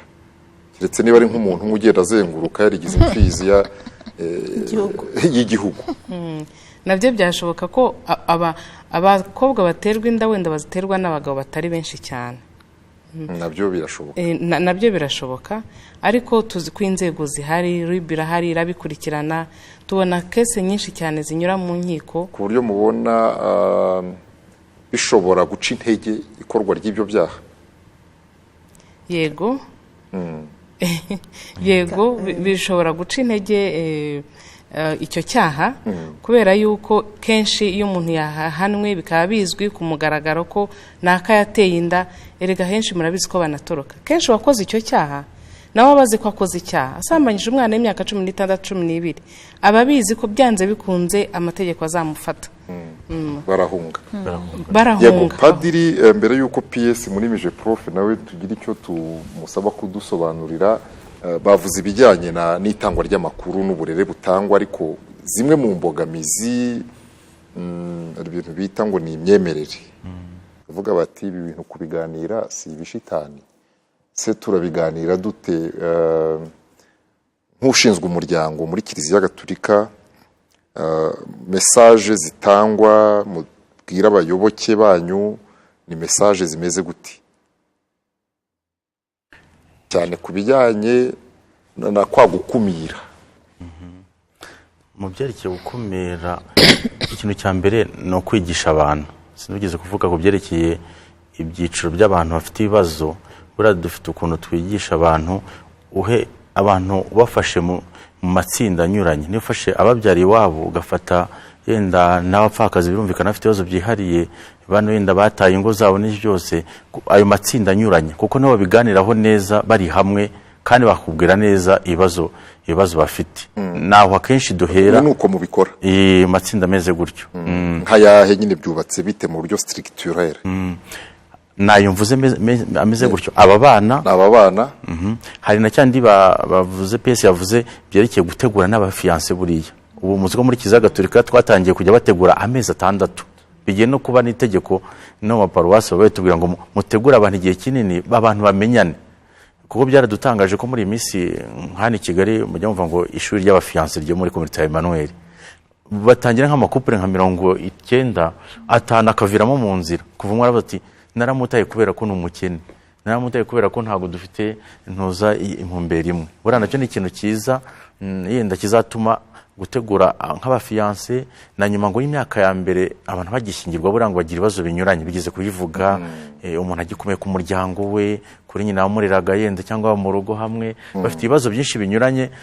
Muziko no muri imyaka yashize habaye na synode ku isi yose ivuga ku muryango mu bihugu byinshi cyane. Uvuga ko ikibazo cyo mu Rwanda kiri n'ahandi, ariko bafata ingamba nyinshi zinyuranye byo gushyira hamwe kugira ngo bakumire. Donc hari inyigisho dukoresha zisanzwe mubano zisanzwe twigisha abantu. Hari n'ikindi yenda tutanavuze hano muri Mr. turi guhugura n'abantu kugira gute nka bino bikorwa mu midugudu n'ahandi, abantu ingo z'intangarugero muri iki gihe turimo nyine yego bafite ibibazo cyangwa bafite ukuntu babicamo bakabikemura bagafasha abandi kubunga, mbese ngo kunga abantu no kubatega amatwi cyane, kuko burya nicyo kintu abantu batamenyereye mu Rwanda. Muziko abagiburaye murabizi, iyo umuntu agize ibibazo anywa inzoga nyinshi cyangwa kubita umugore cyangwa kubita umugabo cyangwa rwana ajya kubera bantu bize ibyerekeye bya psychology. Mu Rwanda rero baratinya, niyo umuntu atinya kujya kugisha inama. Urumva rero niba mu Rwanda tugira kuri icyo kintu wenda gushyiraho ibyo bigo cyangwa n'andi bantu bo mu midugudu mbese bazi no guherekeza abantu, nacyo ni ikintu cyiza cyo gufasha abantu kwakira ibibazo umuntu afite, kuko burya tubura abantu tubwira ibibazo byacu utabyiteguye neza. Hanyuma ariko muri kiliziya warumvaje byerekeye imyororokere yenda y'abana, ubutumwa wakwanga kubutanga avuga ati reka sinjya kuvuga ibyo bintu by'abadayimoni. Ubundi ikintu tubabwira ni uko ababyeyi ubundi nibo banabivuze, nibo barera abana babo. Bafite burya umubyeyi burya cyane cyane abagore bafite ukuntu baganiza abana babo, kandi burya babyifitemo nk'abagore barabizi, nk'abadamu barabizi ukuntu umwana niba ari imyaka 8, niba ari imyaka 10, niba ari imyaka 10 n'ingahe amuganiza ibyerekeye ubuzima bw'imyororokeye. Kandi burya umwana aba yemera ababyeyi b'abagore cyane, burabemera, aramwemera cyane, akamwumva ibyo amubwiye, agasa no mugira inama. Icyo twigisha no kugira ngo bitewe n'icyiciro cy'umuntu agezemo n'imyaka ye, umuntu ayimubwire akoreshe n'imvugo umwana yumva. Hanyuma ukurikije inararibonye ry'iwanyu muri Kiliziya Gatolika, ubona n'ibibazo biri muri sosiyete. Iyo tuvuze sosiyete no nk'uyu munsi turavuga umuryango muri rusange, ubona amadini n'amatorero ukurikije uburemere bw'ikibazo n'inararibonye mufite n'ibyo mumaze kumva, ubona mu by'ukuri amadini abiha umwanya yakabaye abiha? Mbona nuva ko bino bibazo byaje mu Rwanda byagiye bikura gutya, bifite umuvuduko uremereye cyane urushije uko twatumenyereye ko ikibazo mu Rwanda kigenda gahoro, bitewe na zino mbuga nkoranyambaga n'ibindi bintu byinshi abantu b'iki sosiyete irimo irwaye, ifite ibibazo bikomeye, biravutuka cyane ku buryo usanga hari igihe bidusize natwe bikadusiga. Nk'ubu ndibuka muri iyi minsi twagiye kubiganiraho n'abepiskopi bari kubivuga bati dufate ingamba, ati leta yori tubwira ngo kino kibazo hari na za nkete dukora muri Kiliziya ati dufate ingamba. Nashimishwe ko muri iyi minsi hari aho twatangiye nabivuze gukorana na mije profe, hari imishinga bagiye bakorana, nabonye nk'ibyatangiye hano i Kigali za Kabuga babarura abantu. Navuze mvugana n'umusore ukunda kubidufatamo, haravuga ati tugiye kubikora mu paruwasi 10 muri Kigali, ariko yambwiye ati hari hafi 3,000 byabo twese tubona. Ikabuga wahise babona abantu muri paruwasi imwe, abantu nka 600 babyaye nyine bakiri batoya. None bafatanyije na mije profe na profame na RGB bakora udushinga tunsi tunyuranye two kuba korora, bakafata abana bakajya kwiga imyuga. None ubishingwa giye kujya bashaka ukuntu babafasha ku buryo bajya muri access za banki kugira ngo bafashe gukora nk'imishinga bashyira hamwe. Bigeze kubivuga ngo dukoreye hamwe mbona ibyo byiza, kuko buri amadini nubwo bavuga ngo afite amafaranga ariko nta mafaranga bafite. Ariko ngiye shaka gufata umushinga nkayinde muri RGB, nabonye ari ubigeze gukorana na Byumba na Kibungo na Butare muri minsi wa mushinga batsindiye baba amafaranga miliyoni 25, udushinga tw'urubyiruko dukoreye hamwe n'imishinga yenda y'abanyamadini ikabona nka finansoma cyangwa aho icishwa kugira ngo ntuza byashoboka nk'iyo byashoboka. Murakoze cyane. PS muri mije profe mwaduhaye imibare mutwereka ziterwa abana b'abakobwa 85%, ubuharike, amakimbirane, gutandukana, ubuzererezi, ibiyobyabwenge, ubwicanyi n'ibindi, isuku nkeya, imirire mibi. Ibyo byose ni icyegeranyo kigaragaza ibibazo bihari. Muri Kiliziya Gatolika bati tumaze kumva ayo makuru n'ibyo byegeranyo twafashe ingamba, amaparuwasi amwe yaratangiye. Ku ruhande rwa leta ingamba ni izihe? Ingamba ziri ku buryo butandukanye. Nka leta ubundi dusabwa gushyiraho, hari amategeko ajyaho, hakajyaho amategeko, hakajyaho za politike. kugira ngo ibyo bibazo tubona muri sosiyete bibashe gukemuka. Wenda ku rwego rw'amategeko hari amategeko atandukanye, amategeko y'umuryango, amategeko avuga ibyaha bitandukanye, avuga n'ibyaha bishobora kuba byabangamira umuntu, ibyo twavugaga by'ihohoterwa rishingiye ku gitsina, amategeko arengera abana, hari amategeko atandukanye yagiye ajyaho kugira ngo abashe gukemura ibyo bibazo. Za polisi rero nazo zirahari. Dufite politike yo kurwanya ihohoterwa rishingiye ku gitsina, dufite politike irengera uburenganzira bw'umwana, dufite za politike ireba umuryango. Hose hajya hari uko bigenda bimanuka hajya harimo za ingamba zitandukanye kugira ngo dubashe gukemura ibyo bibazo. Zirazwi kugira ngo ibikubiye tuvuge iyo muvuze itegeko ry'umuryango rirazwi. Yego, cyangwa tuzakomeza tugendere kuri principe yuko nta uzitwaza ko atazi itegeko. Yego, icyo nicyo nashaka kugarukaho, kuko ayo mategeko yagajyaho ariko twarangiza tugashyiraho n'uburyo bwo kugira ngo amenyekane. Ibyo rero tubikora cyane cyane mu bukangurambaga. Hari ubukangurambaga bw'umuryango dukora buri mwaka dufatanyije kandi buri mwaka kandi bukamara n'igihe kirekire. Dufatanyije na Minisiteri y'Ubutegetsi bw'Igihugu, dufatanye n'abanyamadini, societe civile, Minisiteri y'Ubuzima, Minisiteri y'Urubyiruko, Minisiteri y'Umuco. Hari aho duhura bita muri social cluster, turabitegurana, hakabaho gutegura ubwo bukangurambaga buba bugabanyije mu byumweru bitandukanye, tugenda tureba ibyo bibazo byose bigiye bigaragara mu muryango. Kufatanyije rero na Minijust tukanakora n'ubukangurambaga bujyana kumenyekanisha amategeko. Ubwo ejo bundi twizizaga umunsi w'imiryango ho twanasohoye agatabo twise Nuza imibanire mu muryango wawe, aho kongeye kukagaruka kuri ya mategeko areba cyane cyane itegeko ry'umuryango, ariko kandi agenda yereka abantu uko bakwiye kubana neza mu miryango yabo, icyo amategeko ateganya, za serivisi zihari uko zimeze, n'aho bakwitabaza igihe bagize ibibazo. Ako gatabo rero na keza, ikiza cyako hano wanabigarutseho, gatangira kanavuga mbere yo gushinga urugo. Ese ugiye gushinga urugo nicyo ureba, nicyo utekereza, nicyo ugomba kwitegura, nuko bigakomeza umaze kurushinga, umaze kubyara, abana bamaze gukura, gakomeza kugeza nyine umuryango ku buryo twagira umuryango utekanye. Mwebwe iyo tugiye kwakira na telefone, reka mbanze nzibwira abadukurikiye bashobora gutanga ibitekerezo bakoresheje umurongo.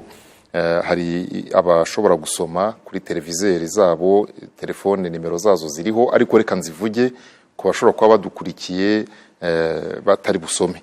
Ni 252 57 22 76. Iyo nimero ndayisubiramo, 252 57 22 76. Ushobora kwifashisha uwo murongo cyangwa ugakoresha 252 57 41 72. 252 57 41 72, hanyuma ukaduhamagara ukagira icyo usobanuza cyangwa wunganira muri iki kiganiro, aho tuganira ku kubaka umuryango twese twifuza, ariko tukawubaka twese hamwe, dushyize hamwe icyiciro icyo ari cyo cyose umuntu yabarizwamo. Navugaga rero nti amategeko muravuga ko muyamenyekanisha n'ibindi, ariko uyu munsi hari uvuga ati divorce ni phénomène sociologique, ntaho bitari. Abantu bakwiye kubifata gutyo, tukavuga ngo c'est le monde moderne. Hari abatekereza ngo niho isi igeze, Burayi baratandukana, muri Amerika ni ibisanzwe. Ni ibisanzwe cyangwa muzarwana nabyo bye kuba ibisanzwe? Ubundi kiza nuko abantu babana akaramata nkuko babisezeranye bajya kubana, kandi ikintu nacyo tunaharanira. Nyihanganira iryo jambo akaramata bararyumvise. Reka twakire telefone. Allo? Allo? Allo? Allo? Ntabwo ngira ngo telefone ishoboye kuboneka, ariko tunibutse abaduhamagara kugira ngo hatazamo za nyiramubande, nuduhamagara ukumva tugufashe ugabanya amajwi neza muri televizeri yawe, hanyuma utwibwire uduhe n'igitekerezo. Allo? Allo? Allo? Gomba kuba hari ikibazo cya tekinike. Allo? Ntibikunze nibidukundira turakira n'ibitekerezo kuri telefone. Phénomène sociologique cyangwa abantu bakomeze nyine barwane nabyo nubwo ahandi byaba biriyo. nubwo ahandi yaba biriyo twe ntabwo aricyo twifuza kuko iyo habaye gutandukana hari n'ibindi bibazo bitera cyane cyane banabivuze no ku burere bw'abana cyane cyane iyo bakiri bato. Icyo duharanira rero ni uko abantu babana neza, byandi umudamu wa Karongi, mama wa Karongi yavuze, abantu bakabana baziranye, bamara wa Kayonza ya Karongi cyangwa Kayonza, bamara kubana igihe bahuye n'ikibazo bakamenya kubikemura, ariko nanone niba bigeze aho rwose byanze burundu, aho kugira ngo tubone nkaza fenomene zo kwicana n'ibindi, ko abantu bananiwe kubana neza, byaba byiza umwe agiye ku ruhande n'undi akajya ku rundi, ariko tukumvikana neza uko tuzakomeza kurera abana bacu no gucunga ibyari byarabashije kugerwaho mu muryango. Ni ukuvuga ngo ntabwo yagakwiye kuba ari solution ya mbere igihe habaye ikibazo mu muryango. Ese mutekereza ko haba hari, ndabyita ngo iki mu kinyarwanda, ubwo ndimo gushakisha ikinyarwanda sinkibonye, influence ibibera ahandi Allo, katwakire telefone. Allo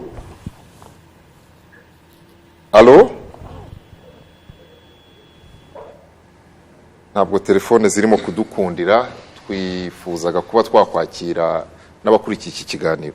Navugaga rero ntimubona haba hari, niba ndi bubyite kwigana, niba ari igitutu, niba ari iki, gusamira hejuru ibibera ahandi, bavuga ngo n'ahandi birakorwa. Wenda nta bushakashatsi urakora ngo urebe ngo ikibitera byanyabyo ni ikihe, ariko ibyo ntabwo wabihakana, kuko uko abantu babona uko isi baho nuko igenze, hari ashobora kumva ariko byagenda ati niba tunaniranye gato reka twite turekura tugende. Ariko nge nibaza ko cyane ibutandukana rihari mu miryango harimo kudafata umwanya wo kumenyana mbere yo kubana no kumvikana uko tuzabaho mu muryango. Ko hari abarimo gutandukana bamaranye igihe ahubwo ubwo biba byarananiranye, nabyo biriho, wenda nene usanga ari kayizore, ariko nabyo biriho. Amakayizore nta nubwo twanayabura, none na kera byanabagaho, ariko wenda uto turavuga utu fenomene y'ubu ngubu ko kibiri kwiyongera cyane, kuko ku divorce byo wenda kera ntibya cyane ngo bivuge mu mibare ibona iri hejuru, ariko byabagaho. Ariko utavuga kuko impamvu biri kwiyongera, aho niho umuntu yavuga ati hari bitwereka byinshi. Ibyo padiri yavuze ati hari abatangiye bagera hagati mu rugendo, wenda ni nabyiza bakaba banatandukana, bakaba bahagarika gahunda zabo kuko babonye yuko ari byo batumvikanye, nabyo ni byiza bakiri mu nyigisho kwa padiri.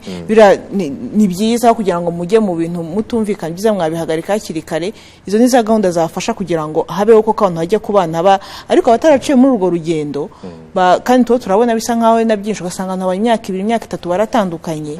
Akenshi nuko haba hatarabayeho kuganira bihagije mbere no gutekereza kenshi ibyo tugiyemo ni ibiki, tuzabyitwaramo gute. Ariko umuryango, enda uyu munsi turavuga umuryango urimo umugabo, umugore n'abana. Hari n'imiryango y'abibana, hari abapfakazi, hari imiryango y'abana barera abandi.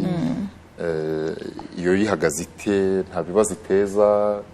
Ibibazo biri gusa muri iyo y'abagabo n'abagore bapfa imitungo no kutubahana no kugira gute? Murakoze. Muri iyo miryango naho ntabwo twavuga yuko wenda ishyamba ari ryeru, kubera yuko ushaka kuba uri umupfakazi abana bakakunanira bitewe nawe ubwawe wenda kutashoboye iyo nshingano yo kurera, ushaka kugira ibibazo by'imibereho. Hari n'ikintu numva tutavuzeho. Umuryango nyarwanda warahungabanye, ufite ihungabana. Igihugu cyacu cyanyuze amateka akomeye aremereye, bituma ntabwo wenda navuga ngo ni kuri pourcentage ngana gute, ariko nta munyarwanda udafite igikomere.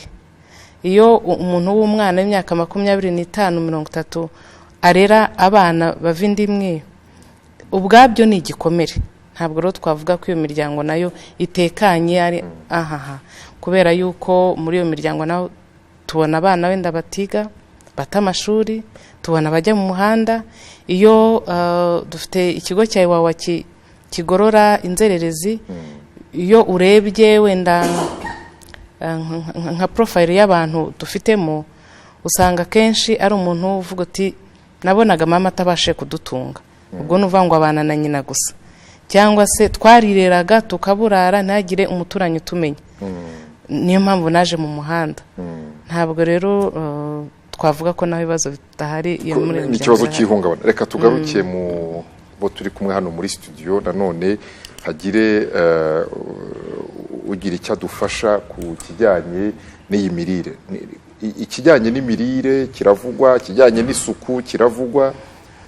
Isuku ko amazi mu Rwanda hari, keretse yayandi ngo bavuga ngo iyo amazi akubwiye ngo winyoga kandi numva nta mazi yo mu Rwanda arabwira umuntu ngo winyoga ngo yabwira ko nawe nta kibazo wari ufite.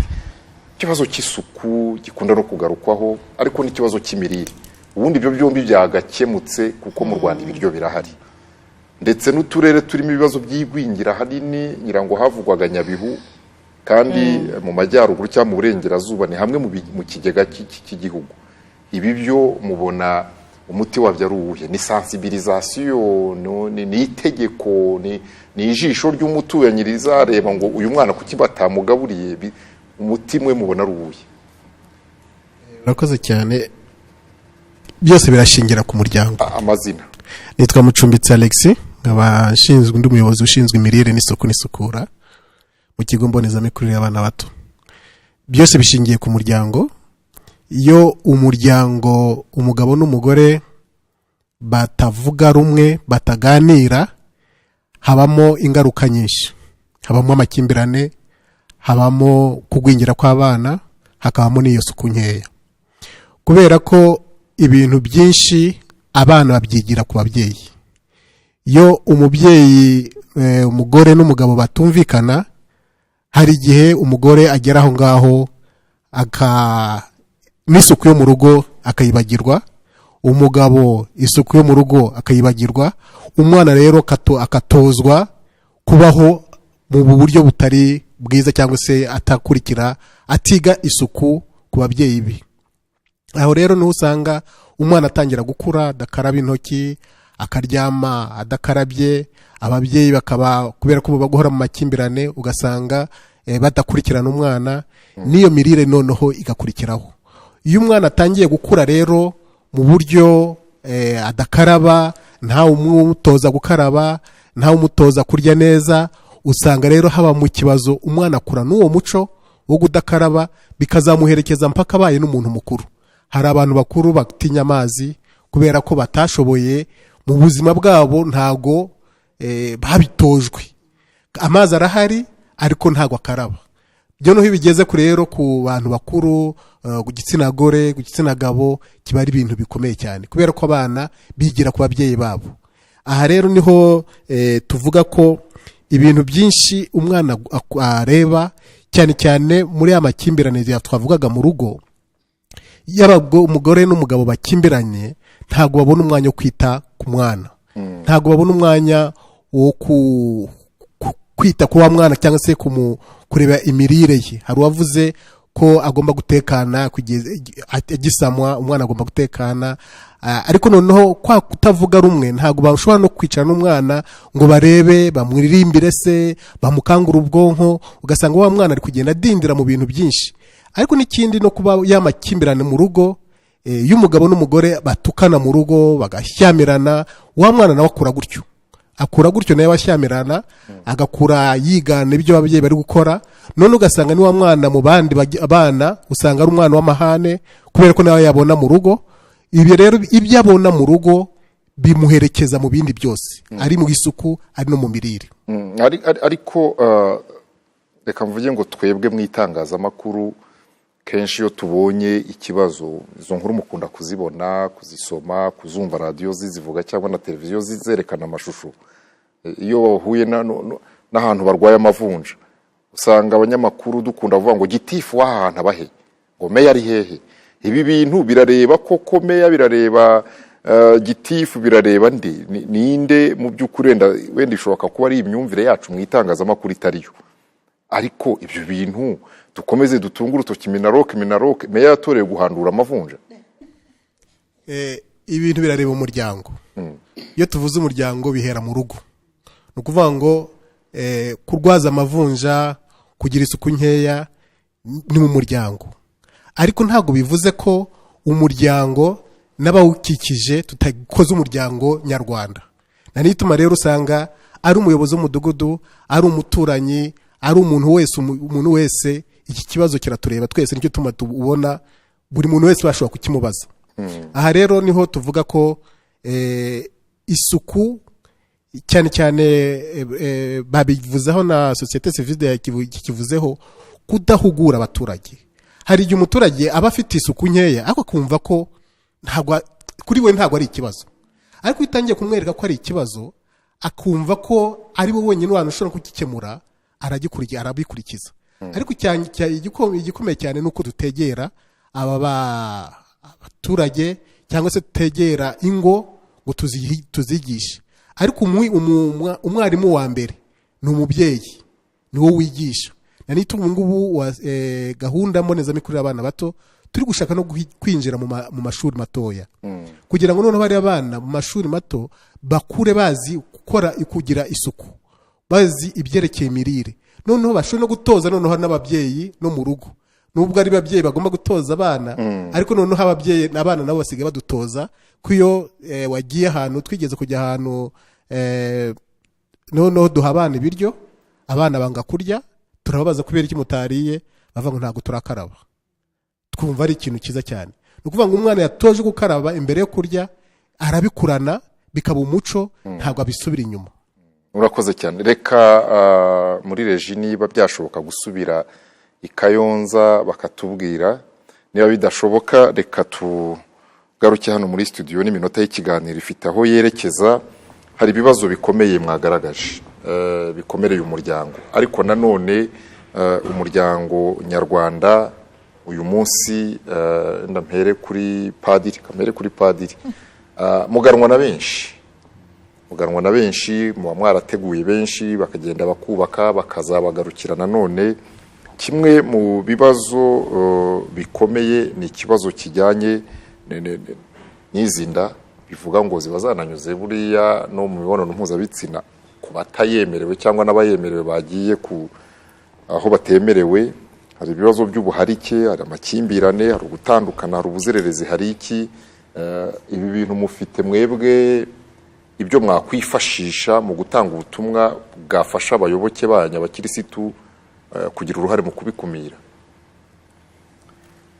urebye amadini yose n'ubundi ndabibariza padiri ko umunsi uzafata igipapuro bakabonaho ikirangantego cya leta kuri aritari bazavuga ati padiri yabaye umunyapolitiki mukoresha iki twebwe muri Kiliziya Gatolika n'ubundi ni ibintu bimaze imyaka hafi 2000 ifite inyigisho zihagije ngira Imana kubera ko nize n'ibintu bya mariage n'umuryango i Rome imyaka myinshi ni ibintu n'inyigisho za Kiliziya byobona yenda nko mu mpera z'umwaka mu kwezi kwa kabiri ikiraro cy'umuri cy'umuryango buri gihe nk'umwepiskopo ushinzwe umuryango abateguye inyigisho isomerwa abantu muri miso twagize n'amahirwe kubera ko twibanze kuri ya baruwa ya Papa Francisco yanditse ku byerekeye umuryango harimo zino ngingo zose kwita ku muryango urera abana neza urera neza urubyiruko utegura neza abafiance guherekeza ingo z'abashakanye zigitangira ku bana bono tugenda kujya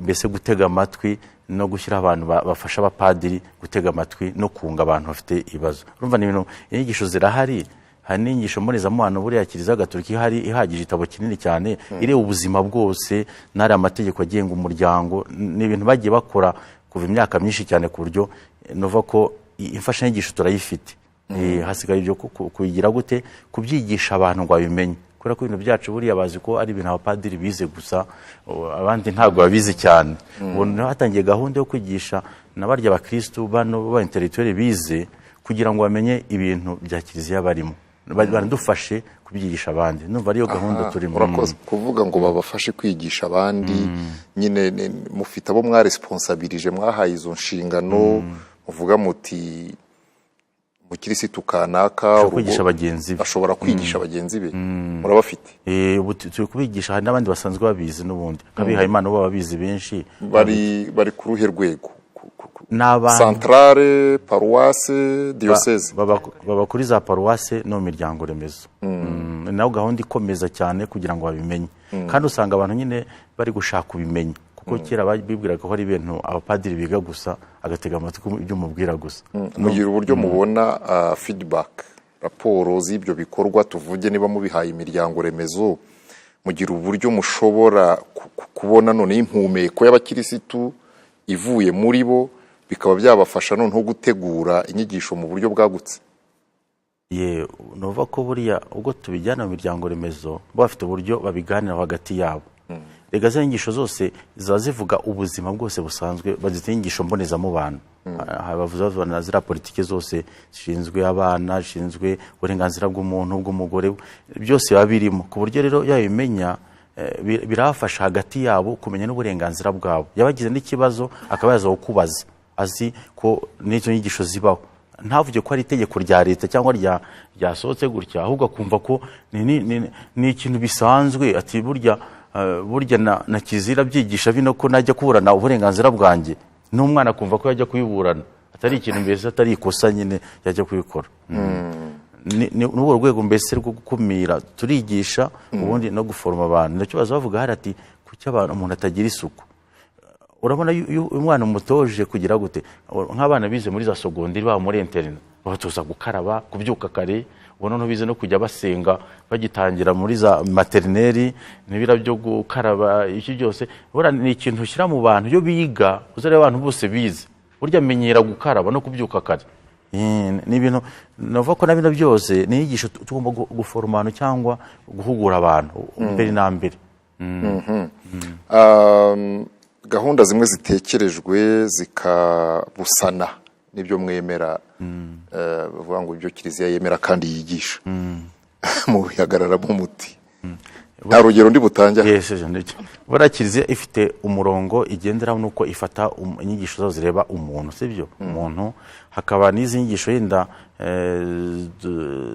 mbese za politiki zimwe rimwe z'ibihugu, sibyo naho zifite ubundi buryo zibona ibintu, ariko ngiye ntago mbifata nk'ikintu yenda kibusanyije, ahubwo buri wese muri ikibazo cyugarije umuryango atanga umuganda we akurikije yenda ibyo ashoboye n'imyemerere akagiza aho ngaho. Yenda bavuze ngo ikibazo n'iki, ushobora kuvuga ngiye nkatanga umuganda wanjye nawe ufatika ukabafasha abo banyarwanda afite icyo kibazo kimeze gutyo. Niyo mpamvu buriya twigisha umutimanama wa muntu, sibyo umuntu akora ikintu yagihisemo, ati ye mpisemo kino, ariko nta kino yenda kiliziya yigisha ngiye ngihisemo kuryo yenda kifitiye akamaro. Muri urwo rwego mbese dutanga umuganda natwe wacu. Murakoze cyane. Turagana ku musozo. Minaroke twavuze abayobozi, ariko turi mu gihe nanone havugwa ngo umuturage yikemurira ibibazo, kwishakamo ibisubizo. Uruhare rw'umuturage we ni uruhe muri uku gukemura ibi bibazo meje prof yagiye igaragaza? Urakoze kuri icyo kibazo. Uruhare rw'umuturage ubundi ni rwo runini cyane kuruta uruhare rw'undi uwo ari we wese. Uruhare rw'abagize umuryango, abatuye muri urwo rugo, ubundi nibo bakwiye kwicara bagakemura ikibazo. Iyo kirenze umuntu ku giti cye bigera ku muryango nyarwanda muri rusange, community. Ubundi dusigaye dusaba community ngo bicare hamwe barebe ibibazo bibugarije, banabyikemurire, basaba inkunga icyo babona wenda kirenze ubushobozi bwabo. Ariko ni ikintu gikomeye muri uko gukumira avugaga no kwigisha. Ngira ngo wenda tuzagira igihe cyo kubiganiraho cyane, ariko twazanye ikintu cy'itorero ryo mu mudugudu. Itorero ryo mu mudugudu ibyiciro byose by'abanyarwanda bitorezwamo, yaba ari wa mwana ukwiye kujya muri sidi munsi y'itatu, yaba ari wa mwana uri mu gimbuka, ibiganiro ahabwa, inyigisho ahabwa, kugira ngo abantu bose bazajyane basobanukirwe. Tubona yuko ahangaha nabyo bizadufasha gufasha abaturage bacu kugira umuryango koko utekanye. Imiryango ikimbirana bikagera ubwo havamo n'ibyaha noneho binakomeye by'ubwicanyi, mugira uburyo bwo kuba mwakumira, ndavuga Minaroke na za nzego zayo zose na community policing n'ibindi, ku buryo ingamba mubona ziriho mwashyizeho mubona zizafasha kugabanya cyangwa no kumaraho rwose ari amakimbirana ava mu bwicanyi? Urakoze. Ngira ngo wenda subiye inyuma gato, kenshi iyo tubona raporo za buri karere ibyaha byaraye bibaye, ni hake ushobora gusanga mu turere twose 30 nta muntu wishwe n'uwo bashakanye.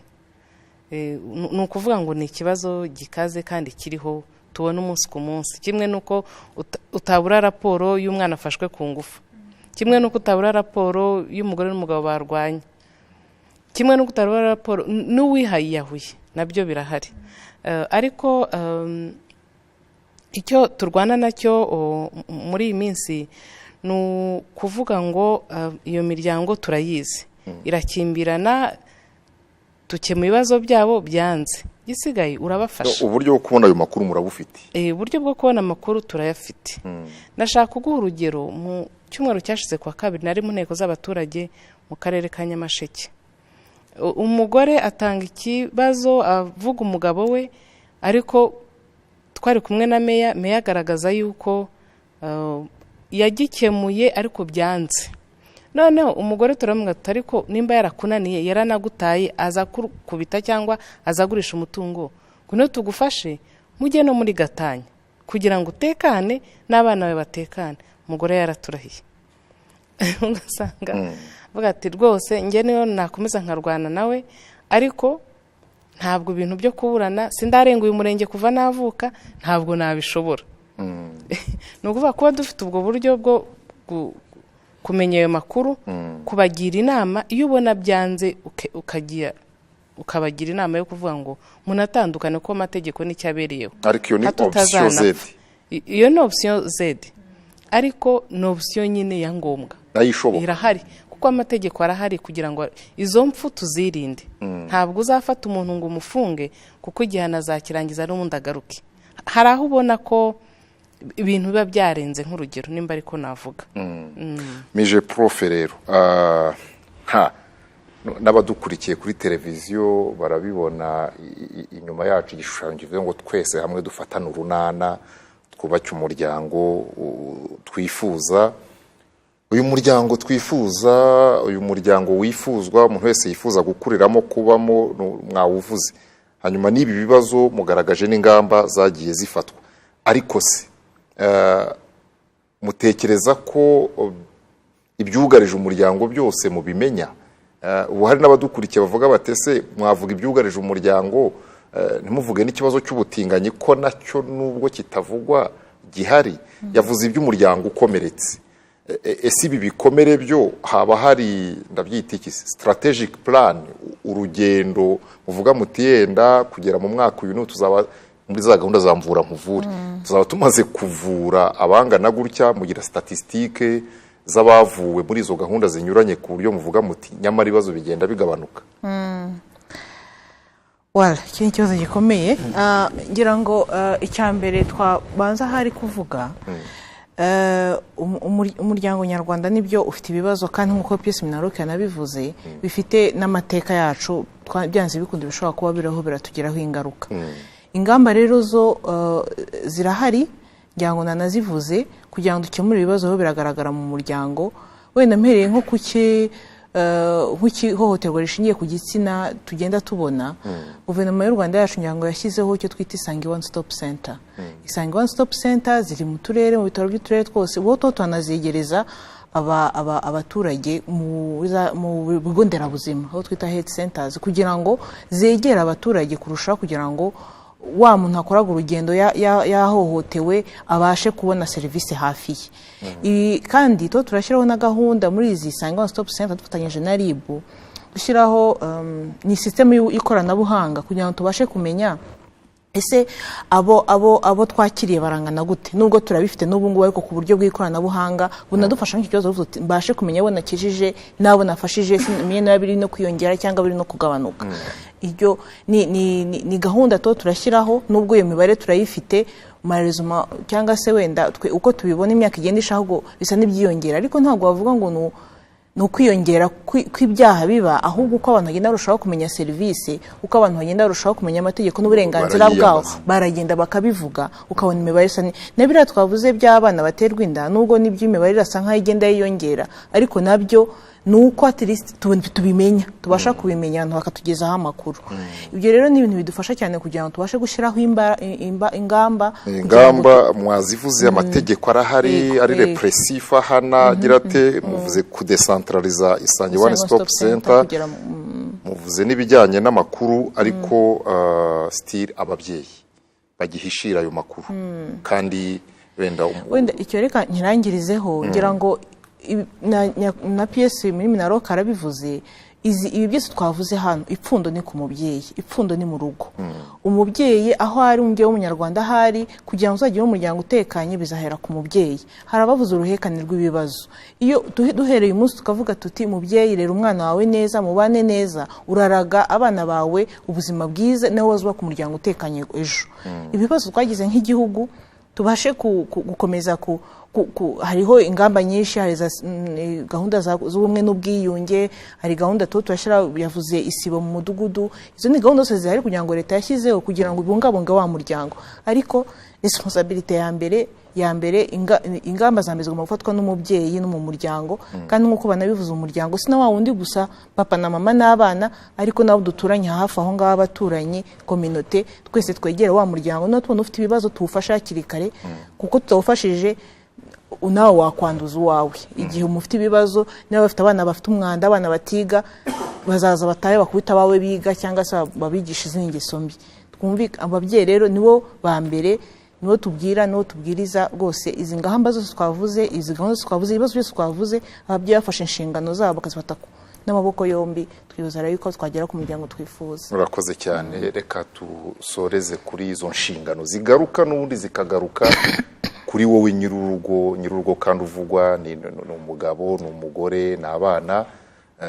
Ku miryango iteye ityo ni wowe responsable w'umuryango, hanyuma ibyinshi nk'uko banabivuze biri mu bushobozi bwawe kubikemura. Ari uko gukaraba, ntawe uzaza kukuhagira uri umuntu mukuru, buhagira impinja. Ari kubungabunga neza umutungo, ari bijyanye no kwirinda ibyo byaha, ariko no kuvuga ko byabaye, kubera ko abaturuta baravuze ngo uhishira umurozi akakumara ku bana. Reka duhinira aha, tuzongera tubigarukeho n'ikindi gihe, ariko noneho nawe tugusigira ikibazo kivuga ngo umuryango wawe ni uwo wifuza koko, ni wo wifuzaga gushinga, ni wo wifuzaga kubamo, ikosa riri kurinde, ese koko ryarananiranye ntiryakosoka, nyamara inzira zinyuranye zirahari. Ese mwitorero usengeramo, twumvise ko muri Kiliziya Gatolika bafite structure zinyuranye. Iwanya aho usengera bajya baganira ku bibujije umuryango gutekana. Niba bitaba muratura, mugatanga icya 10 n'amaturo gusa mugataha, ntimuzavuye mutariko n'izi nyigisho muziduhaye zatwubaka. Reka duhinira aha, hasigaye tubashimira ariko tubifuriza gufatana urunana kugira ngo twese twubake umuryango utekanye.